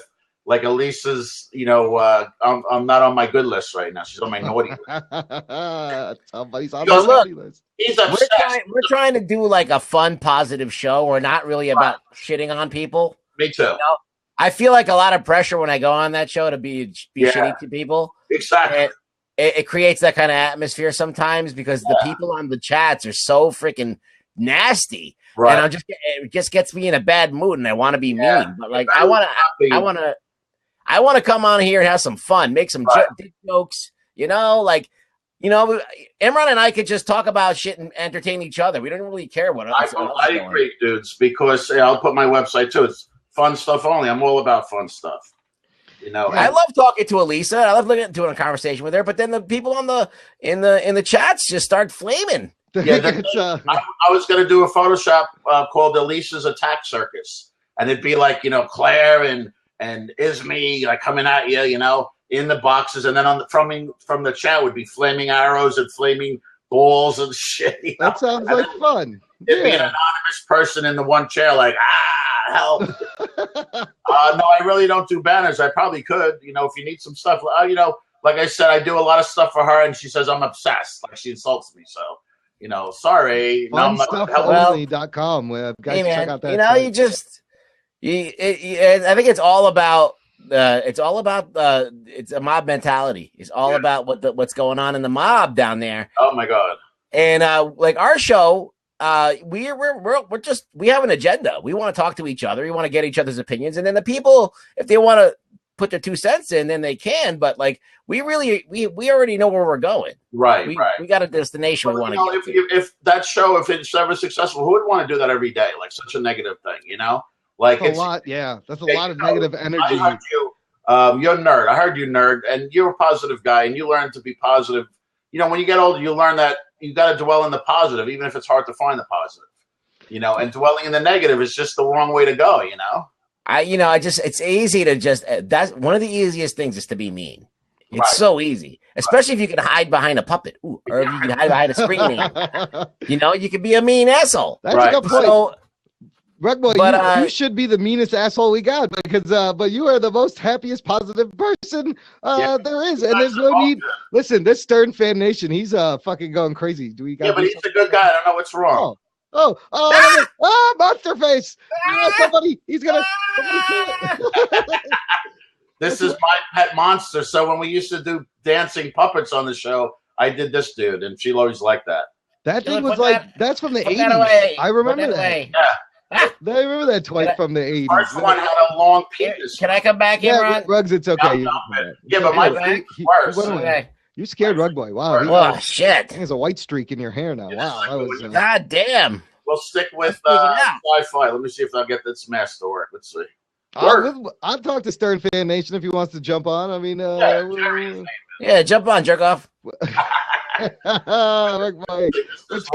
Oh, there we go. Optimus Prime. Trying to be positive. Something to my mom now? Oh, my God. What happened, Jerry? Oh, my heart just dropped. He does keep mentioning 81-year-old woman, Stern Fan Nation. Hey, Ricky Prime's here. How's it going? Hey, it's Optimus Prime. Optimus, the two primes meet. The two primes will meet. Let's get Ricky on here. That's his Ricky, uncle. looky. All right, here we go. Ricky. Rugs, click it, Rugs. It's not working for me. I clicked it. I licked it, and then I clicked it. Corrupted. The lab must be. At least I got on. Something, You don't need Ricky. Ricky's replaceable. Don't worry about it. Something is glitchy. No, I love Ricky more than life. Wait, hold on. Ricky, try again. And Rugs, will you click it this time? All right. No, it's open. I can see it open. It's open. I can see it open. Fourth seat bug. Yeah. There you go. Hey, there you go. We don't need... Sorry, Ricky, we got you. Hey, look there. This guy's got a mask for everyone. Why? I got a mask. Oh man, this is fourth seat. Let me jump off and see if Ricky can get on. It's a pleasure, guys. Yeah, nice to meet you, Blake. Yeah, you know what? I'll come here and we'll talk fun stuff, and I'll leave the drama over on Spreecast. There you go. Funstuffonly.com. You guys check it out. That's awesome. That's right, baby. All right, guys. Bye. Have Merry Christmas and all that stuff. Happy holidays. Merry Christmas. Happy New Year. Okay, Rugboy, try clicking it now. I'm trying. Oh, something happened. Oh, there we go. Oh, you got the fourth. Yeah. What's up, dude? What's up, dude? Hey, bro. What's up, guys? How's the hype network going, man? You guys are blowing it up over there. I saw you also got like a big number. How many followers do you have now? Let me have a look. 3,549. That's Go fucking fuck yourself. That's fucking That's too fantastic. much. All right. Well done. Well done. How's that going with the shows and the hype network and all that? Oh yeah, the shows are like all the different shows are starting to pull together, and the shows themselves, like your guys' show, you have to work on your own content on your own, but THN itself has got like a pretty good support sort of like backup, and the future of THN, we got some good stuff coming out. So someone's daughter wants to come on and say hi, but I'll be nice. I won't say anything offensive. Hey, we're positive dudes. Come on in. Stern Fan Nation, by the way, is having fun just trolling us from the chat. Hey, here's Kimberly. Let's hope this works. I'm gonna click it. Oh, if it doesn't work, then I'll Why do you think Blab is having so many? Is this a known bug, Ricky? Yeah, it is. It's okay. Look, now I got two things in one box trying to call in. What the shit is going on? Oops. Okay. Rugboy, you can click it. Nothing. I don't know. Should I refresh? I'm gonna do that. Hey, Imran, do you have an Audio Technica 2100? I do have an ATR 2100. Is that what you're using? Yeah. They're awesome, dude. They're great mics. Like they're affordable and okay, let's try this again. Yeah, no good on the false seat. I just thought I'd bump in and say what up and then just jump out, man. But it's good to see you guys. Nice to see you too, Ricky, man. We're gonna try to. I want to do a hit it and quit it one of these days. I'm gonna try to jump on. I want to do it. Oh yeah, I want to do it again too. It's fun. Yeah, Rugboy, you're gonna fucking love it, bro. I did one with Jables. Remember? Yeah, he killed it. Oh yeah, dude. I did a little impromptu jumped on her blab yesterday. Jables had a blab, and I saw her, and I'm like, "Oh, there's Jables." Nice. And she was so happy to see me. I was like, "Oh, I felt elated." Well, you should, dude. You're pretty well loved in the community. Yeah, it's like they're like, "Oh, it's Rugboy's here! Oh my God, Rugboy!" And I'm like, "Oh, me? Oh, wow!" They're throwing their blab panties at him. That's what's going on. Yeah. I like blab panties. I'll take any panties. Tag blab panties. No, man, it's always good to see you, buddy. Your video looks really good, and right now, I don't know what. I know you always look so handsome in your videos. Yeah, like the quality is very, very good resolution. Yeah. Thanks, man. I want to get cinematic and shit. I need to get like a light or something. You need to get a letterbox. We want Rugboy and letterbox. Yeah, I want to get like a black and white pensive look. You could do that. I can show you how to do that, Rugs. You just gotta get. Oh, okay, you gotta talk to me about this shit because I want to look handsome for my fans now that people like me. Everyone loves to see Rugboy. Hard. I want to get eyelids for Christmas so I can blink. Please send eye drops.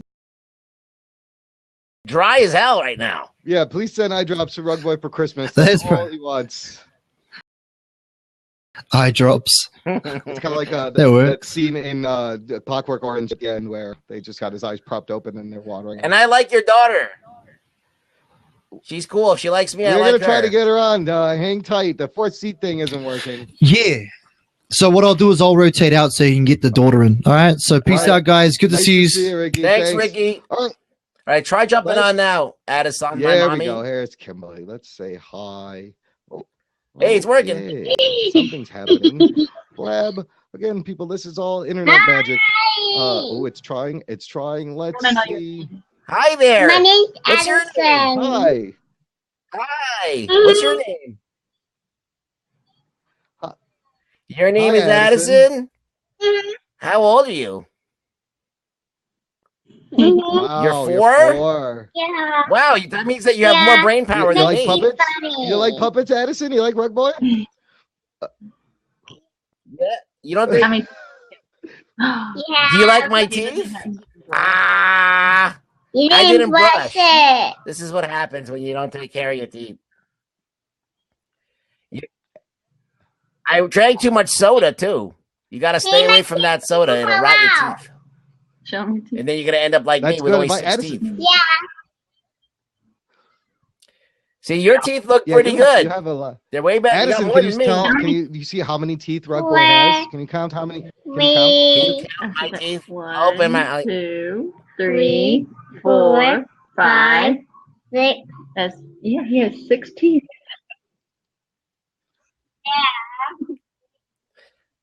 Yeah, that's how many brain cells I have. You're right. He's got 6 teeth. So he has cut. Hi. I'm gonna guess that you have 24 teeth. I'm just guessing. 23. You know when you ever go and you see that big thing of jelly beans? You have to Right. guess How do how you many do jelly those? beans Those are there is. so hard. I got How many teeth do you have? Did you ever count them, Addison? 3, 2, 1. I got 2 teeth in my mouth. Yeah. This kid's a genius. 4 teeth in back. That's a lot. Wow. Yeah. So can I ask you a question, Addison? Star What do you watch on Rebels TV? What Star TV shows do you Rebels watch? and What's what your else? favorite show? and Oh. Hey, Addison, Ooh, let me Star Wars play this for Rebels. you. You might recognize this voice. Hey, what's up? It's Taylor Gray, the voice of Ezra Bridger on Star Wars Rebels, and you're listening to the Jock and Nerd podcast. Isn't that cool? Yeah, we had got the to guy talk from to Star him, Wars Rebels on. The guy who does Ezra. yeah. Who's your Yeah, favorite? the Who's your guy with the favorite blue on- hair? Who's your Yeah. favorite? We had him on. Yeah. My favorite. Is he your favorite? Where's your Ninja Turtle? Look at your Ninja Turtle. She'll be right back. She'll get her Ninja Turtle. Oh. Oh, who doesn't like Ninja Turtles? Come on. No. Right here. She said no. Oh, what's her I favorite think Ninja it's Turtle? Is it Don- Michelangelo? Donnie. Donatello. Oh, Blanksy, it's I'm Donnie- having Donnie. trouble Hold putting on, someone here's- in this fourth seat, buddy. coming I don't in. know what's going on. How did she? Where did she hear of the Ninja Turtles on the? Because there's a Nickelodeon cartoon on these days. Yeah. That's Leonardo. Oh, yeah, Yeah, it's she Leonardo. watches cartoons. She likes the cartoon. Yeah, I like princess stuff. But you like cool cartoons. she hit- You're not watching any princess stuff, are you? Yeah, Oh, it's my favorite. Say, I'm a tomboy though. You like I'm a Sophia the tomboy First? for. Oh, she's your fit. Nickelodeon. Okay. Well, look, Okay, we it like looks like you're on the right wrestling track. and Your mommy's football cool. And Your basketball. mommy seems like a cool mommy. And monster Oh my trucks. God, In my you're like shirt. us. She's like Rug Boy. Oh,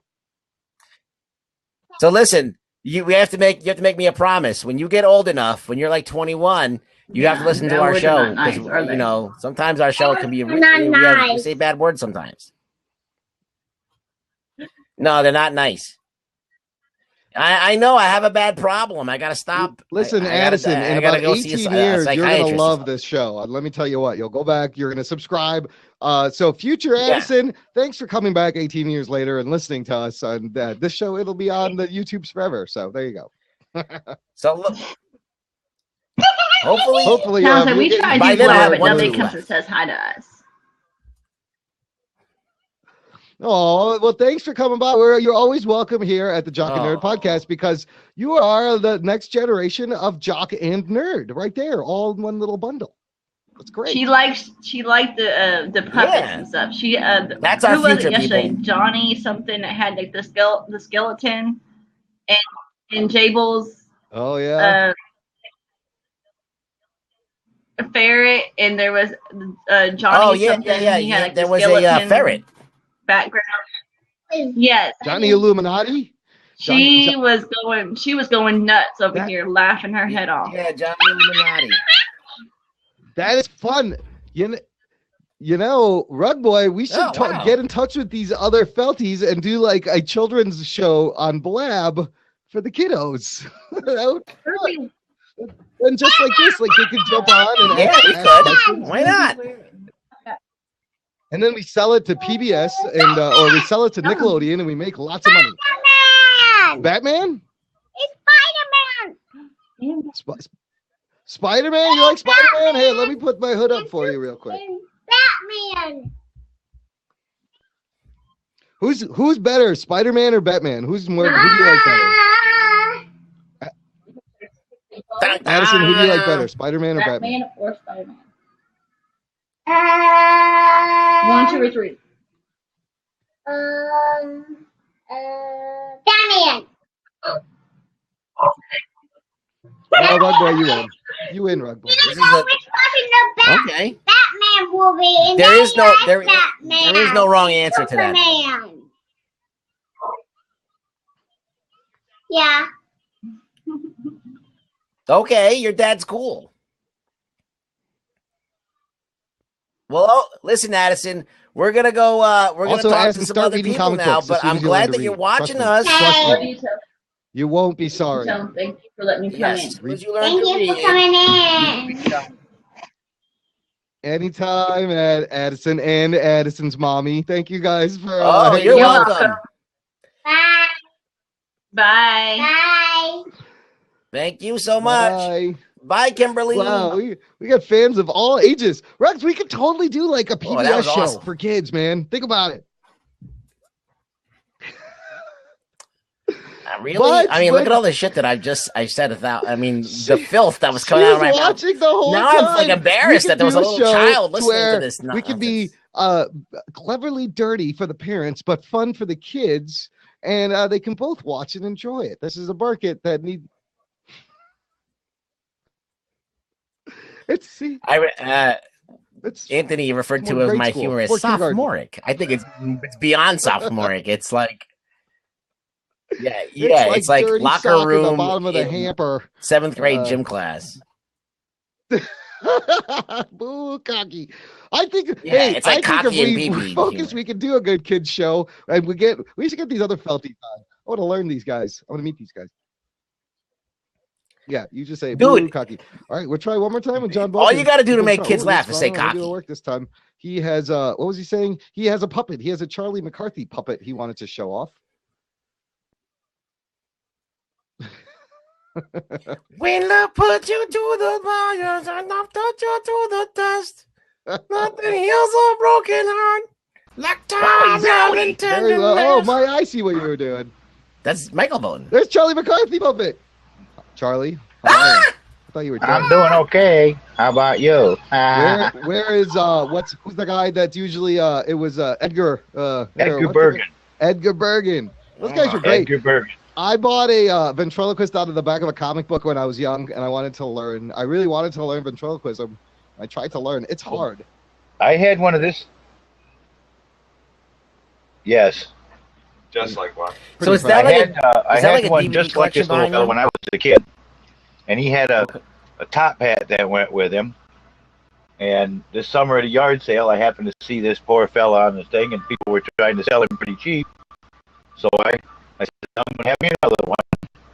And then I made him a monocle. You can see the glass in his eye there. Wow, is that thing vintage? It looks like it could be worth something, or it's like antique. It's not that old. It doesn't really have a year on it that I can find. But you need to take it to the fucking roadshow. Take it to the fucking Antiques Roadshow and yeah. There's a guy shooting you with his handgun. That's my There's a adopted guy's nephew over there. Maybe. Well, I've known him since he was six years old. You adopted and a nephew? I'm more of an uncle Like to he's your son? than anything else. That's nice. I'm a little older than 6 now, though. Do you know ventriloquism? Oh. When I was a kid, I got kind of good at it, but it's been a long time. It's just a matter of learning how to say some of your letters a little different, and without my teeth, it makes it even harder to do. So. Hey, we got the same problem. Well, It's yours, I see impressive, yours though. are spaced out pretty good. Hey, we got the same problem. Mine are, you know, mine are right here. He's still looking for him, too. He hasn't found them yet. There they are. He has his teeth. Oh, he lost his teeth. Here's your video cut out, buddy. You got a poor internet signal. We're just hearing you right now, but I think that was the problem. But Rug Boy had spaced out teeth so that he can clean them easier. You know, it just helps keep them fresh. I like you. Well, I tried to. Jordan I says got this they're on doing here it. to show him last night on Yeah, on they're- Kermit and Friends, they're but really he wasn't white. there when I put him on. No, you know. no. Jordan says they're doing a news story right in front of her in Oklahoma while she's in line to see Star Wars: The Force Awakens. All the local news medias are going to be drooling over this. Oh shit! That's my. So That's my. John, stalker. what's his number that you keep putting up? 631-213-755. That's somebody that keeps calling my house. He started a couple of nights ago when I was on with Crystal there, and he's been at it ever since. Calls me and uses a computer-generated voice and tells me get off the show. So what is it about Kermit and Friends that you want to go on for? still Like, just- what, I like just enjoy if people the are little harassing social you, people why are thing, you you know? continuing to go I've on? been an entertainer for a long time, so I just try to have some fun. Okay, You think? Oh, Oh, okay. I was shitty like, thing you know, for if it's someone- annoying you, What the fuck? like no one wants their like phone I number to told, be called by some I should have asshole. this Like, no camera one set up wants where that. I can take it. I'm going to set up this sometime on my tablet and introduce people to the mother downstairs that I'm taking care of that had a stroke almost 3 years ago now. And when people call it all godly hours of the night, I don't appreciate it. No, but I'm not getting mad. Why that is? Because your home phone number is listed on the internet. Well, yeah, it's my business I number gotcha. they're calling. Oh, It's okay. listed on my website. Oh, so I had it's a already out regular. there. Yeah. Yeah. Well, I have had a business for 18 years as a karaoke DJ, so you know why would I not publish the number on the website for the business? You still do that? I haven't for the last couple of years because of taking care of Mom, but yeah, I've still got the stuff set up. I've got a.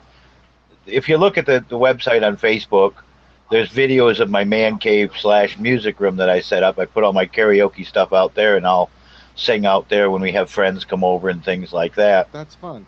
What do you say? A little bit of everything, and I sound a lot better than I do over this setup. What do you say? You know. Listen, John, man, Just- good for you for taking care of your mom because I can kind of relate to Okay. that. Like, my mom, she's a widow. She lives by Give me herself. my old mic then.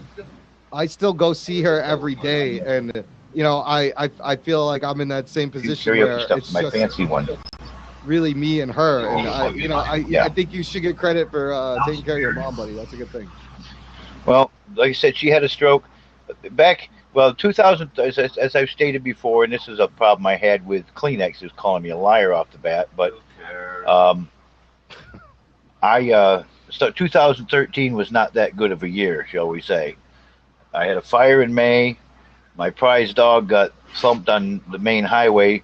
Fortunately, didn't kill him, didn't break nothing. He just got a little minor concussion. He's still alive with me. That's on the 4th of July. Mom had a stroke on the 9th of July. And my ex-wife, my now ex-wife, left me in August of the same year. So it didn't turn out very good.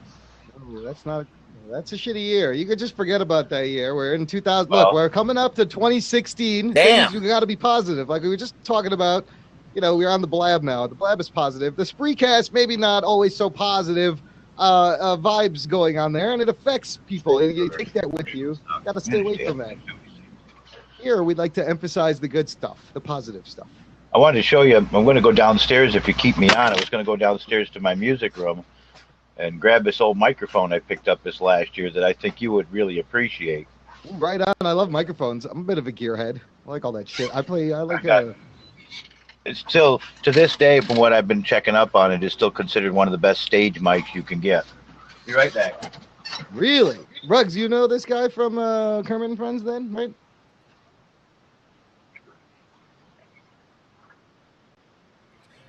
Yeah, like I as I said, he was on there and he wasn't saying much, so I was just being obnoxious when he was on. Because you don't want to do that. That's not what you want. The environment makes me like an asshole. Yes, in a fun and exactly, not like an actual. Like I'm an asshole, but like I'm a asshole. nice, Like, I'm a nobody funny wants asshole. that. I'm trying to be funny. You ought to be endearing and charmingly an asshole, which is what you are. So I just, it's, and a lot of those guys were, I guess they were all in here hanging out. That Stern Fan Nation dude is gone.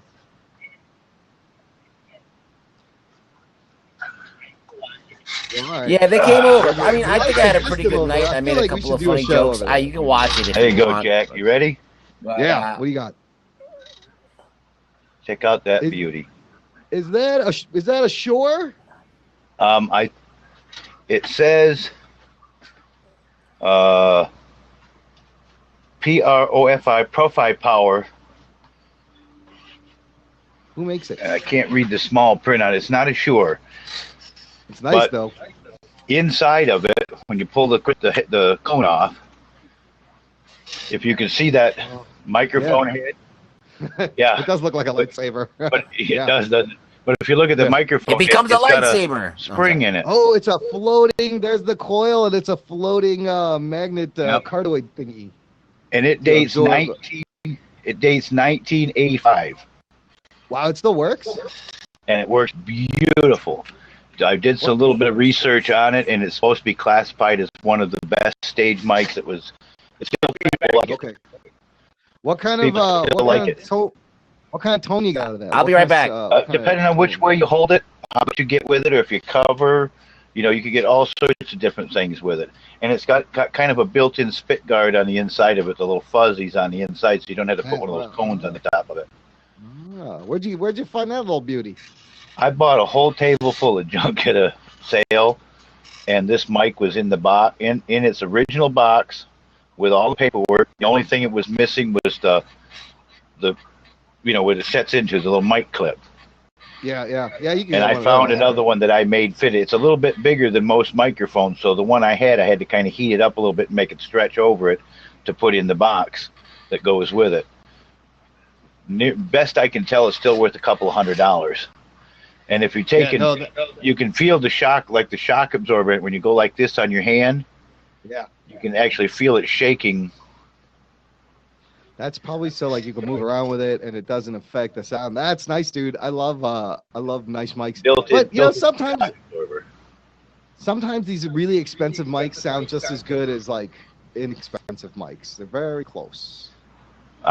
This is, of all the microphones I have several wireless microphones, and I have some other wired mics.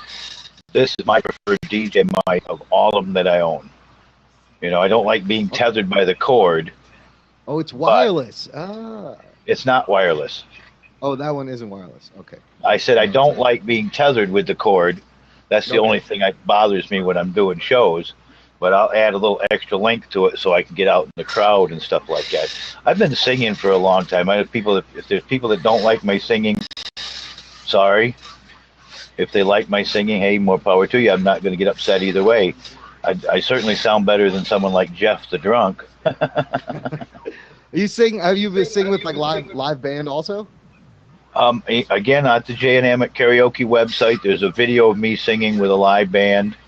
Nice. Doing a little Johnny Be Good, and I've sang several other songs with different bands and stuff. But how about you want to Mike Cerullo sing us something, John? You want to sing us a little acapella vocal? Oh no, I don't have to do the acapella. I can actually got the music here in front of me, so that has music in the background, like I did on Kermit and Friends. Somebody already said earlier, don't let John sing. Oh no. I don't want to offend anybody. I want people to get upset with it. If they don't like it, they don't like it. You know. I guess I don't know what to expect, so I'm kind of curious. This might be not the right thing. This may be a mistake. The video cut out again. I do a lot hey, we got no see. I like to do a lot of old Elvis. All right. You know, that's I'd like to sing that. I do a little Conway Twitty. I've done what's that one? I got my girlfriend in my ear here. What was that one? You like me to sing? Eddie Arnold's old song, "Make the World Go Away." You ever hear that song? No. Let's make the world go away and get it off my shoulders. Say the things you used to say and make the world go away. Oh, that's pretty. John, this is Jordan here. She's waiting in line to see the Star Wars movie. We're going to get a quick update from Oklahoma. Jordan, how's it going over there? Is the news still there? Yes, they are. If you can see, they're like, somebody stood in the way. They're like there. We're getting the port. We're getting the audio only. You got an hour left still. So everybody's waiting in line to see the new Star Wars, huh? Right now, everybody's in line. Yeah, everybody is in line for this movie, and they're waiting. Our friend Jordan here is going to end up waiting 4 hours to see this movie. Ultimately. Damn. Would you wait for 4 hours? It's a lot busier. Yeah. Let some of the theaters out. I've never waited 4 hours to see a movie. We got 1:30, 2:30, 3:30, 4:30 showings tonight in Chicago, where I am. Damn. I will see it eventually. Yeah. Jordan, how's it going over there? Am I still talking? It's very choppy. Yes. Okay. I'm gonna get off with this conversation.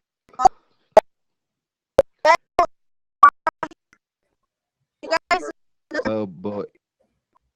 Really, buddy. What happened here? Oh, there's Raj. Hey, what's up? How's it going? I don't know. I'm having a problem. What are you feeling okay? Yeah, Raj? my stuffing is coming out. Your stuffing hurts. Did you eat something bad? It's not reacting. I have intestinal issues. Oh, we can't see what's going on. I don't. Yeah, this is weird.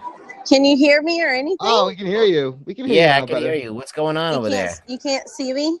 We can't see you because it says audio only. So, Jordan, fill in Rugs about what the news and everything. How was that? It was crazy. Yeah, it's they let some theaters out already. There's like 4 times as many people here. There's like a news station set up. It's kind of getting a little crazy. Wow. Bringing a live coverage from the line of Star Wars Force Awakens, only at the Jock and Nerd podcast. You're welcome, everyone. Did any new people join us? Who's here? Mike Cerullo. Do you know Mike Cerullo? Breaking news, there are people standing in line across the nation for hours to be able to sit in a theater for about 2 hours to watch. Let's get Mike on. Mike, jump on. Mike Cerullo. All right, guys. I'm just gonna go ahead and go. I'm sure they're probably gonna let us in our theater pretty soon. So okay, Jordan, you tweet us and let us know how the movie was. I'm very curious to know your thoughts. Okay. I won't tell you anything. I'll just tell spoiler you if I like free it or not. Twitter review. That'd be awesome. Yeah, all right. Sounds good. Have fun. Say hi to your hubby for us. I will. Thanks. Love you guys. Bye, Jordan. Bye. JSGBD is here at the theater. Mike Cerullo doesn't cam up anywhere. If anybody else wants to jump in, we got an open box, an open square. Cam up. This is the Jock and Nerd podcast. We've been geeking out for about 2 hours now, talking about the Star Wars fever. Yeah, we might hang it up. Yeah, we might start to wrap it up. It was a good show. We met a lot of interesting people. Hashtag holy shit on a cracker is now a thing, people. Spread it around. Yeah, I think it is. George Lucas did not make this one at Mike Cirillo, which is why it's gonna be good. You want to talk to John again, Ruggs? You can come on. Yeah, John, you can come back on. Darth Vader in a tuxedo is over in line.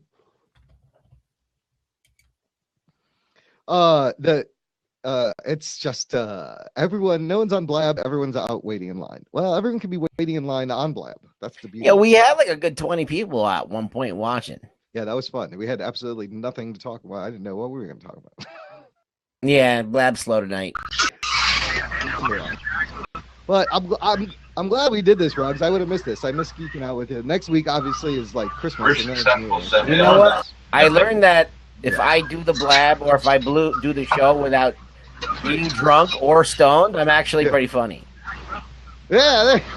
See, we're learning things. All right, Ruggs. Now we know that. So you're saying you need to be sober? Yeah, I'm funnier when I'm sober. Boo. Jordan wants to know when we will do the next show. Well, we'll have shows coming out in our podcast feed over at jockandnerd.com if you subscribe. So there will be a show coming out every week. Oh, he's coming up here. The next Blab, I don't know if something happens. It'll be like January 19th. Hey, we're going to get to talk to Stern Fan Nation, actually. Hey, what's up, buddy? Hey, what's up, bro? How come you How's it going? Your hat. Bro. There you are. Oh, that's nice. Oh, that's a cool hat. Michael Jackson hat. No. So what's your name? What's your name, sir? It's a Misfits hat. Oh, Jerry. it's Misfits. That's right. Jerry, Your name how's is it going, Jerry? bro? Real good tonight. I know these. I don't know. I'm having a problem with my Minicam. I keep flashing on and off. Yeah, you should just turn it off. It just works better without it. Sorry, Hi, guys. Jordan. Hold on. I got a moment. Can you see Biggie? There you go. Yeah, we saw Biggie. It's flat. It's flickering. I was having trouble with my Minicam too. I had to kill it eventually. The Blab is being weird tonight too. I can't get a fourth person in. It's weird. What? I think at some point you can pass on the baton. We could have a Blabathon. Hold on a second. Well, that's all I could say at this point. The winning lottery numbers for this evening. I mean, I was Hey, talking wait a to minute. John. Wait a minute. Before you start talking, why are you trolling John Bolton? What's that about? I'm not trolling him. I was watching Kermit and Friends, and I feel. But why are you putting his number? But why do you put his number out there? That's a douche thing to do. What are you doing? That's not John's number. That's a trolling person. That Rug Boy, listen to this for a second. Keep your mouth. Shut your fucking mouth for a second. Oh shit. Okay, I'd be happy to. Shut your fucking mouth for a second. Okay. All due respect. Shut your fucking mouth for a second. Okay, I got it. I got it the first 6 times you said it. People have been listen, John Bolton is taking care of an 81-year-old mother. You hear me? I'm not talking until you're finished. He's dealing with an 81-year-old woman and 81-year-old mom, and I mean he's getting trolled by people on Twitter, people on Blab, calling him. That's all funny, but you know what? Rug, here is a New York City, New Jersey winning lottery number. I mean, I have a troll too. The winning New York City lottery numbers are, this person asked for it. The winning New York City lottery numbers, if you want to order pizza right now, order up at 631-213-7599. Isn't that John Bolton's number? No, that's not John's number. That doesn't sound like a lottery number. Usually they come in pairs of two. Oh, that's not your number. Whose number is that? 19, 20. Whose number are you giving out there, Stern Fan Nation? Not giving out anyone's number. These are the I am psychic. If you want to win the New York City lottery numbers, the numbers for this week's lotto is unpublished are okay. We got that already. Now let's talk to you about Hugh. All right. Okay. You gave out the what number. Do you want to know? Who are you? And who is your daddy? And what does he do? Who does he work for? Yeah. Who is your daddy? My daddy's dead, and he probably works for the mob at some point. Your dad worked for the mob? Where are you from, sir? Brooklyn, New York. Oh, what part of Brooklyn? Brooklyn's big. Kirkland. I love the way my mini cam is acting up and I'm flickering back and forth. That's yeah, right. I'm sorry. Hold on. Kirkland, what are you? Prospect Park, Fort Greene, Myrtle Avenue. Where are you living? Coney Island. Right now, I'm living in about 3 different states because people can't. Hold on, let me take down a mini cam. Let me work on that. Yeah, what question do you have? I'm sorry. So you said you're from Brooklyn. Yeah. Initially. Okay, so you're not there anymore? No, now you're I'm living in. So have you ever been associated with the Stern Show in a real way besides just being a super fan? No. You never been on or never called in or anything? I've called in. I normally call into the wrap-up show. I have spoken to Howard. Okay. I actually run a fan page. That's all I do. I run a fan page, and some people are, I wouldn't say kind of, a little bit jealous because I'm a nobody. Yeah, I don't understand what the big deal is. I never heard of you before today. It's kind of harsh to. I wouldn't call myself a nobody. You know, I have some means, and I know some people in this room are following me. And so, what question do you have as a Stern fan? I'm a huge Stern fan. I just want you to know that. Same I listen here. to Stern all the time. I've been listening to Stern for the last 26 years, and people ask me, "Well, Jerry, what do you think about Stern? What are the avenues do you think he's going to take?" And I tell him, you know what? Listen, Howard Stern has the absolute right to do whatever he wants right now. He has earned it, and people are like, "Oh, he's $1 billion." Can I stop you right there 1 second? Yeah. Yes, Yes, let me please. just give you my 2 cents because Imran Question? might be interested in it. No, I'm just going to talk to Imran about Howard for a second. Okay. All right, so Yeah. check this out. He made an announcement like 2 days ago. Yeah, I heard that he about re-signed a new contract. 5 years. I heard it. But there was also another portion of this. Okay. He mentioned that he wanted to do something on video that allowed interaction with his fans. Oh my God! Shit. Interaction? You mean it's going to get worse? So, is he coming on the Spreecast? Is that No, what I you're think saying? he's developing his own app that emulates That does. these things. So, do you think he's watching the Spreecast, these blab shows, and he's like, "This is the future"? I don't know. I mean, I went on Elisa's broadcast yesterday, and I said, "Dude, he's copying you just to draw the comparison there. That Elisa's got this little thing going, and she's interacting with her fans, and the fans are coming on, and they're seeing everything in real time. Yeah. And Howard's like, I think he's going to do something similar to that. Rug boy, Not on I Blab. don't mean to interject at that Go point. ahead. But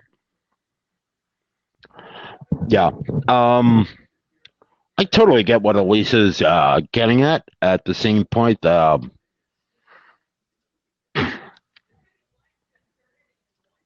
Stern fans are waiting for the next interval. I mean, there are so many people on Twitter. There are so many people on podcasts just hating on Howard. And what I basically have to say at that point is Howard is an innovator. No matter how much you may hate him, through the years, he has built a career for 30 somewhat years plus.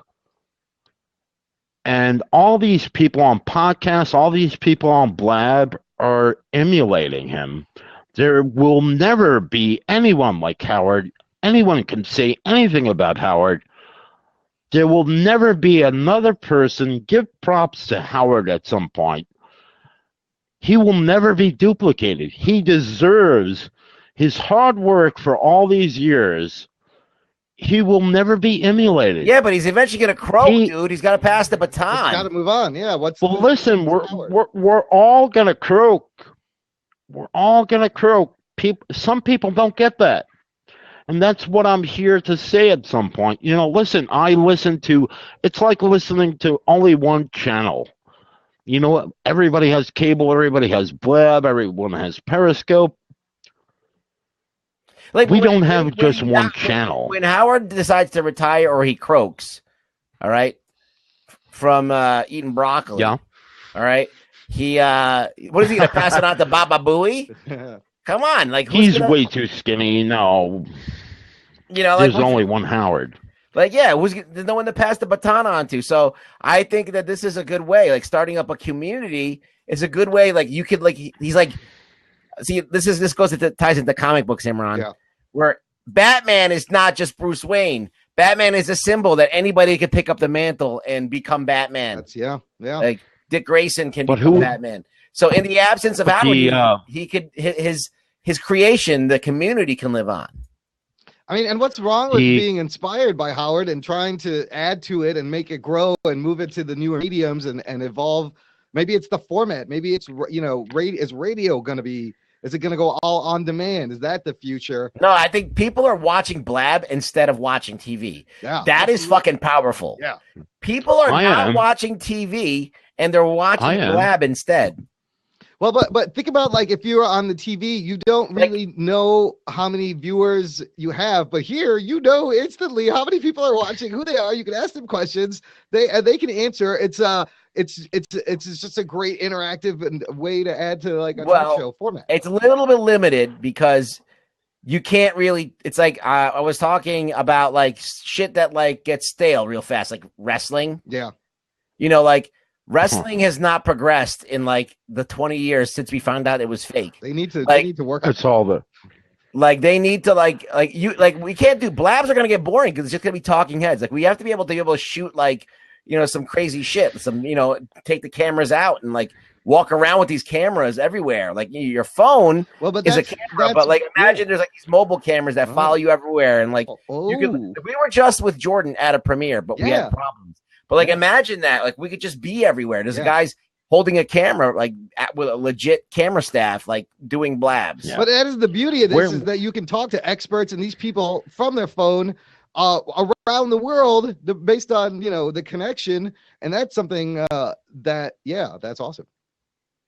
Absolutely. Where the hell else can you do this but Blab? Well, there's other things, but, like, I think that's Howard's making his own app. That's his thing. He's like, you're not going to use Spreecast. Yeah, he's not going to use Blab. Yeah. I don't think. The funniest thing I've seen on Blab so far was about 2 nights ago. I'm only a week old on Blab, and the funniest thing I've seen on Blab was probably about 2-3 in the morning here in Minnesota time, an hour behind New York time, and I mean, I laughed my balls off. I went to a regular, I kind of jumped Blabs, and people like, hey, Jerry, Sternfin, you know, whatever. But the funniest thing I've seen on Blab was I've actually checked into a regular room I go into just to watch and sit back and be on chat. And the funniest thing I've seen was just watching a video of this dude. Yeah, I know it's boring. I'm getting to my point there. Sorry, Rob. Was this dude. He fell asleep on cam, and I fucking laughed my ass off because you hear this big gong, gong, this big grandfather clock going off, and this dude is sleeping on Blab because he overdosed on Blab. Oh, no. He was blabbing too hard. Like, Blab, gong. Oh. Did that wake him up? I'm laughing my fucking balls off.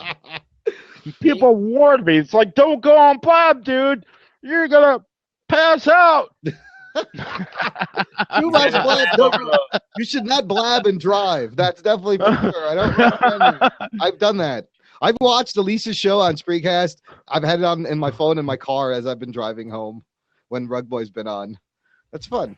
It's weird. But yeah, it's like a weird. Don't overdose on blab, No. man.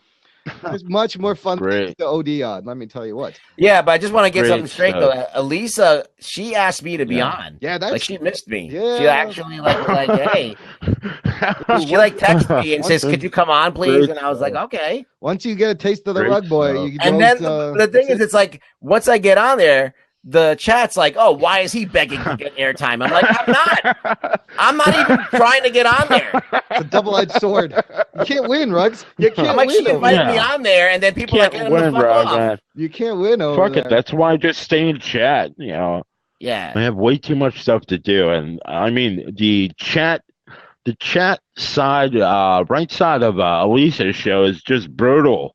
Yeah. They are just brutal. They are man. brutal, I'm just dude. getting used to it. If I even take a peek at it Fuck while it. I'm on, I can't function. They're funny, but they're so fucking brutal. It's ridiculous. You have to just laugh at it. Yeah. You have to just laugh at it. Hey, Jerry, Like, let me listen. let me ask you this real quick. Yeah. So you've been listening to Stern for 26 years since the beginning. In your opinion, how has he changed over the years? How has he evolved? Like, what's the difference to Stern then from the Stern now? You asking trying to me or get him? me to I'm asking Jerry. He asked Jerry. That's not your name, Eric. Okay. Hmm. I'll let you. I'm not gonna choose. As my picture flickers. Do you have? He's anything- gone with words.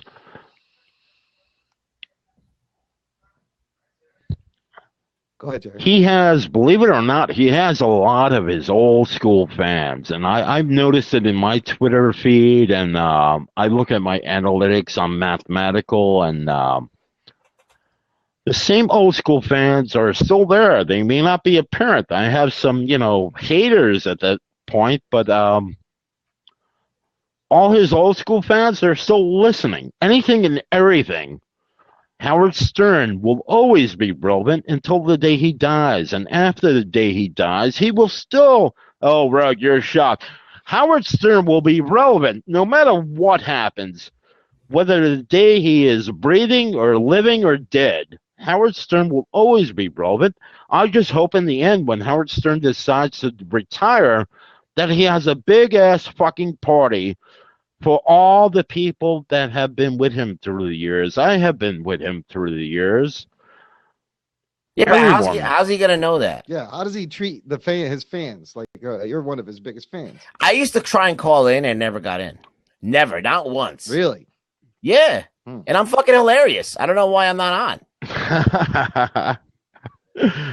Dude, can you even imagine? Yeah. Can you fathom that, Jerry, that I haven't been on? Like I'm funnier than the fucking lump. Any day of the week. Oh shit. You're funnier than most of these fucking haters on the chat board right here to the right, but I'm not even looking at that. I'm just trying to be real. That's what people love about it. Yeah. Well, yeah, I mean, look, the thing with Howard is he has to keep evolving. I mean, he's a person, and he's in a different position now than he was when he started out. When he was starting out, like he had to be the biggest dick because he had to be like loud and obnoxious to make some noise to get himself noticed. Absolutely. He had to break a lot of balls, burn a lot of bridges, and make himself the enemy in a lot of ways because he was fighting an upward battle and he's trying to get his name out there, and he couldn't do it by playing nice. He would have just fell into the huge crowd of ass kissers that is in Hollywood and in the radio business. So he went the opposite way. He was like trying to be a dark horse and go his own direction and do things that no one would dare do. And a bunch of people started copying him. All right. And so he's got a bunch of imitators. All right. That started being assholes and this and that. And now that he doesn't have to do that anymore, now that he can fucking call his own shots and he doesn't have to worry about ratings, he could just be a normal person, but he's already lived such a life of being an asshole. It's hard for him just to be a regular person. He wants to be a regular person. He wants to be a guy, but I don't think he can be anymore. So he's kind of like fucked in a huge way. But that's what makes him interesting. He can't live. He talks about like the most mundane shit. Like he beats off all the time. Like even though he's got a supermodel wife, he still has to beat off. And like, okay, I understand that. mentality. That's a normal guy mentality. Yeah. All right. And so even though he's got billions, like that's a thing. I don't understand what the point of money is. Seriously, because what's the point of money if you're gonna get married? Like, like you're gonna be fucking the same person. Like the money only gives you more options for more people you can fuck. Yeah. That's what money is. Yeah, that's like a good point. Like even if you're like they were talking about this guy High Pitch Eric who's completely like useless. Yeah. He gets government funding for everything. All right, so he gets a car to drive him around, food from the government, everything. He got someone to come in and assist him. Whoa! And he has a place to stay, all on the government's dime. What's wrong with him? Yeah, he's just a fat nothing. Exactly. Wow. He's all right. He figured it out. But I mean, like that's hard work too. So he has everything that a person needs. So you don't even have to be rich. I mean, that's the thing. You're a billionaire, and you're married to a person, and so pretty much all of that money gives you no options other than to like just be able to have to fly anywhere you want. But doesn't even like to go anywhere. I mean, so what's the point of all that money? If I can interject for a second, Howard is a tortured soul. I really honestly feel bad for him in a sense. He, we heard him over the years just talking about how he is so tortured. I get it. And part of me right now, I'm kind of more of an empathic person. I guess as a fan, I've read into maybe a little bit more. But if you listen to the last couple of weeks, he's talking about resigning, and Howard's like basically telling people, fuck off, fuck you. And I totally get that. Did he not want to resign? What was the? No, he absolutely wanted to resign. We knew the deal. It's a radio old trick. Yeah. It's keep them waiting. Come on, nobody's stupid here as a Stern fan. 5 years, $90 million. Is that right? Is that what I heard? Yeah, it's 5 years, $90 million, and they somehow are going to develop this new platform. Which and he gets access. And then another thing was that it was worked into the deal as well, is that he gets access to all of his previous content.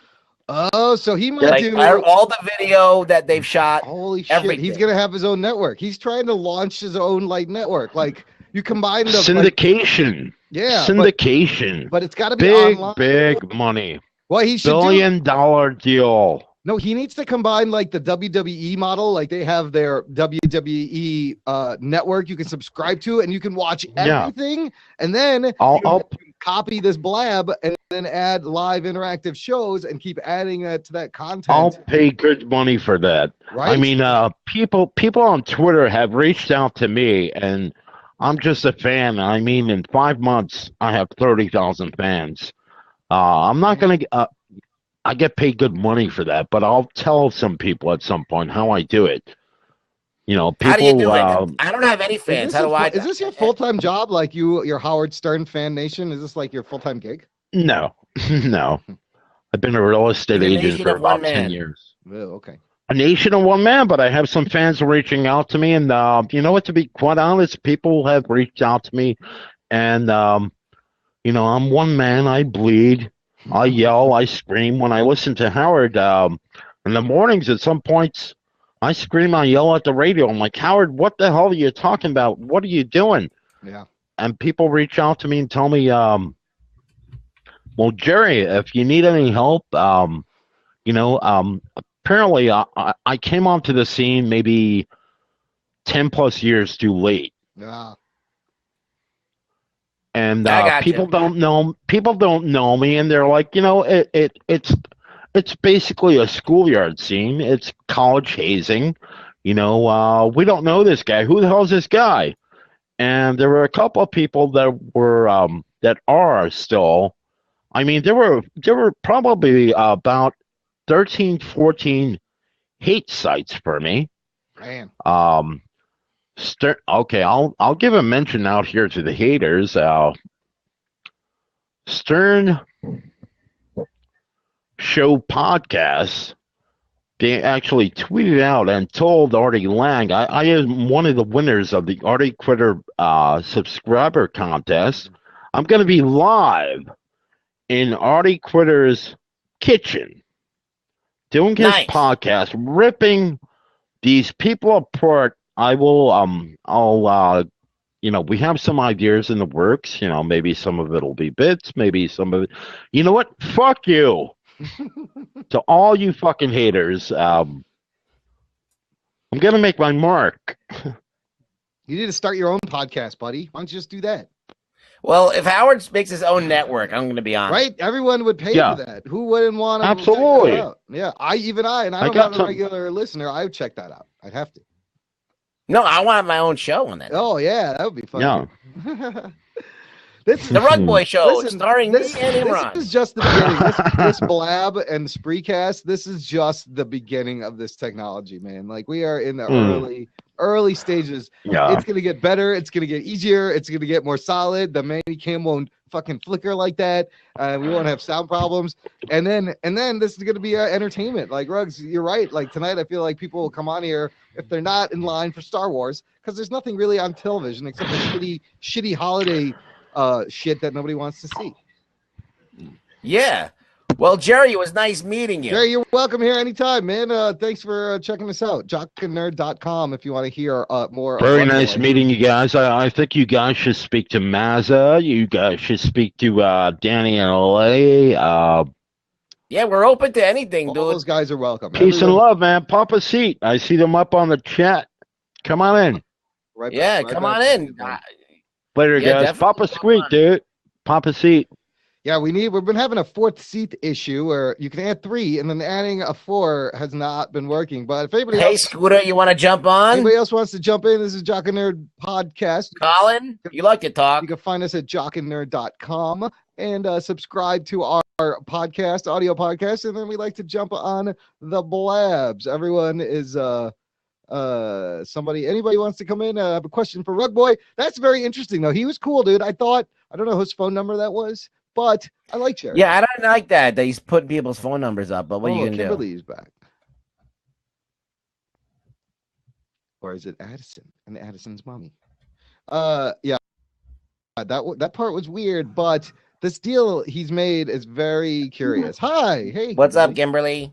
Nothing. Ellie's taking a bath. Oh, okay. Are you a Howard Stern fan? Sorta. No. Sorta or no? I'm not really used to him though. I don't watch him. See, the thing is, I wake up early. For some reason I can't sleep. I have trouble sleeping, so I usually listen to him when I wake up, and I've just been doing that for such a long time. It's just part of who I am. So it's like whether it's good or bad, it's part of me. I can't really. Like waking up with your friends every day. Like who? Yeah, that's awesome. What are you into, Kimberly? What do you like to geek out about? Where are you from, by the way? I'm from Kentucky. Whoa, oh, nice. Yeah, Kentucky. Yeah, I'm watching Haven. Oh, that's on the Sci-Fi Channel, I believe. That's on right? Sci-Fi. Yeah, it's on Sci-Fi. It's the season finale. What is that show about? It's about this town that has like supernatural powers, and this guy is trying to control all these people, and that he's got this huge power, and he's killing people. So, and he's taking all their powers. Go get your clothes on. So they're. Hey, Colin, the fourth seat's not working. Yeah, I can't get it to having work. fourth seat bugs, everyone. I can't get. So Just hang tight, and we'll get you on in. But it's good. Is this the first season? Only one season? No, it is actually like I think like the 7th or 8th season. Oh wow. Yeah, but they're cutting the show done after this season is done. And Okay.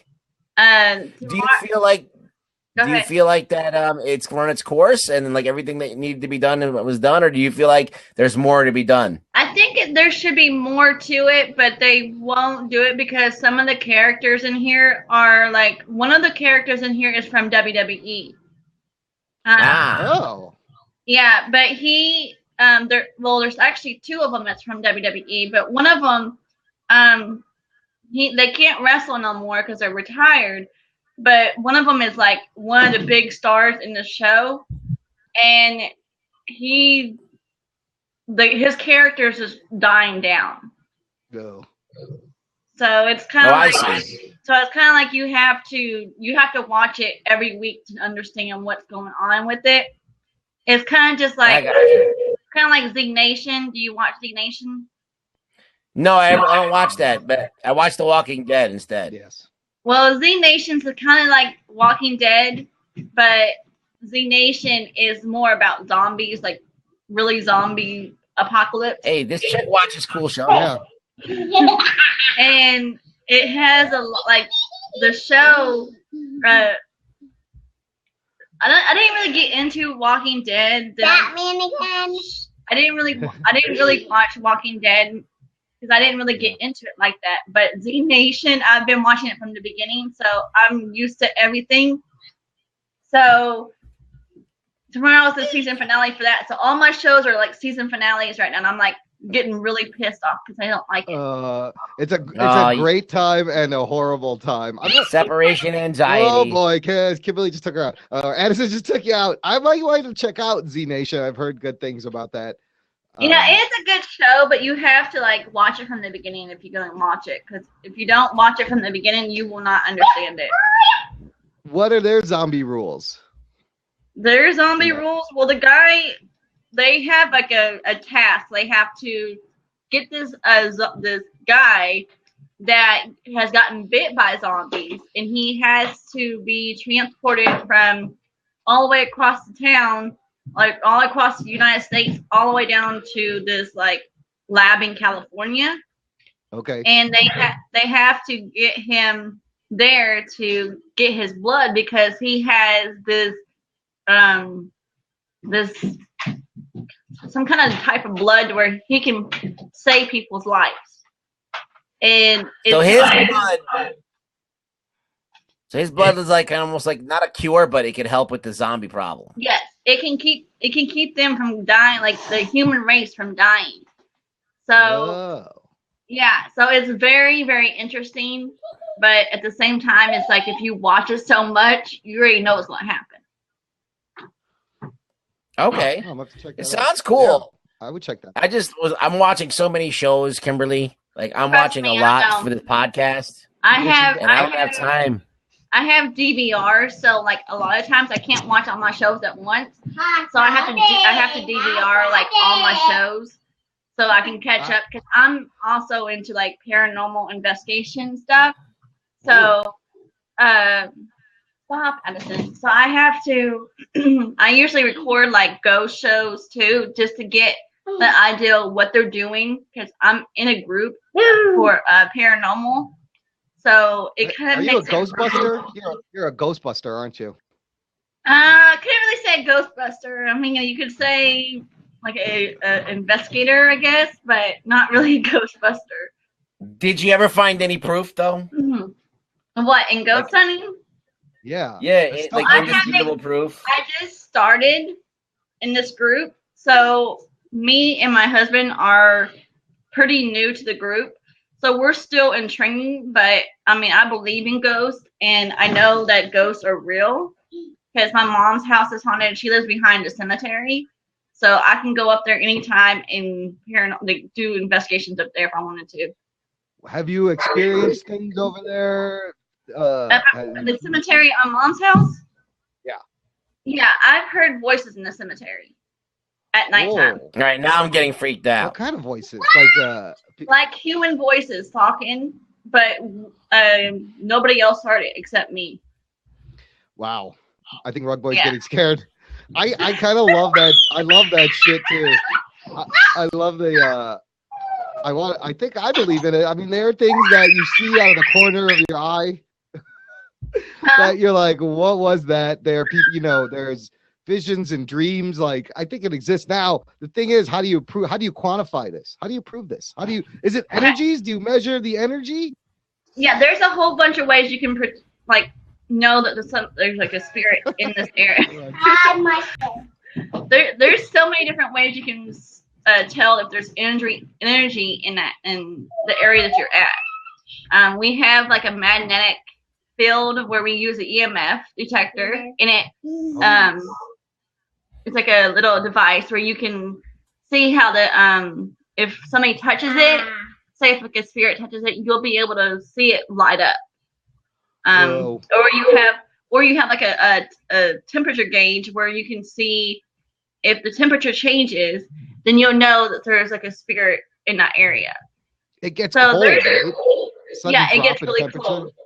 Yeah. Hey, I hate to put a damper on things, but I gotta go. All right. Well, it's my bedtime, baby. No, it was nice talking to you guys. We should probably wrap up the show. Everyone's kind of filtering out. Yeah, Kimberly. Kimberly. So nice to talk to you guys. Thanks for hanging listen, out. Kimberly, you gotta make sure that you friend us and then you come find us whenever we're on. We like you. You're cool.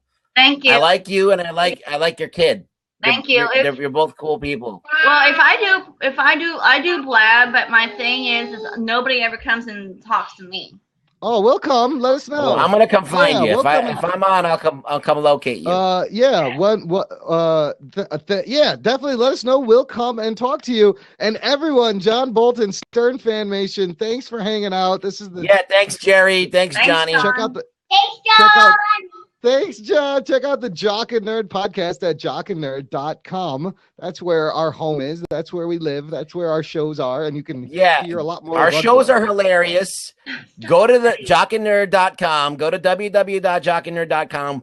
We got tons of stuff. We got 1 million interviews, all kinds of stuff from directors to writers to musicians. When you name it, we got stuff. If you like nerd stuff, we have a podcast for you to listen to. And they're hilarious. They're fun. They're entertaining. And you're dumb if you don't listen. Just do it. Yeah, it's something for everyone. Movie reviews, comic book, TV shows. We talk to an Emmy winner, an Oscar winner, artists. You spelled Jock and Nerd wrong, dickhead. Oh crap! Hold on. Don't click that one. Let me try it again. And all you have to do is subscribe in iTunes or in your podcast app, and there's a show every week. There's Rug Boy, did I tell you? There's over 100 hours of content of show material. Awesome. There's over 100 hours of Jock and Nerd podcasts out there. Go find it. Well, we're here on the Blabs when the TV shows start, but whenever you are doing a show, we see you. We'll definitely jump in and say hi, man. You are awesome. You guys are awesome, Kimberly. And one more thing, Imran. What do you tell everybody at the end of each show? Listen. Tell a friend. Subscribe. First of all, go to jockandnerd.com/review. Subscribe to the show, but tell a friend. I want you to go up to the next person you see and you give them one of these. Jock and Nerd. Or if you want to be a little bit sneaky, you give them one of these. Jock and Nerd. Or if you have a timpani with you, you can give them one of these. Jock and Nerd. And timpani is very hard to carry around. Just tell someone. But I just heard this great show. This Jock and Nerd podcast. You should check it out and get them. Yeah, right on. Check us out, jockandnerd.com. Thanks, everyone. Rugs, they're inviting us to other blabs going on. Maybe we'll get on there, maybe we won't. But there's lots of fun stuff happening, but we're wrapping up this show. Thanks for watching and thanks for listening. Good night, America, and may the force be with you. May the Schwartz be with you.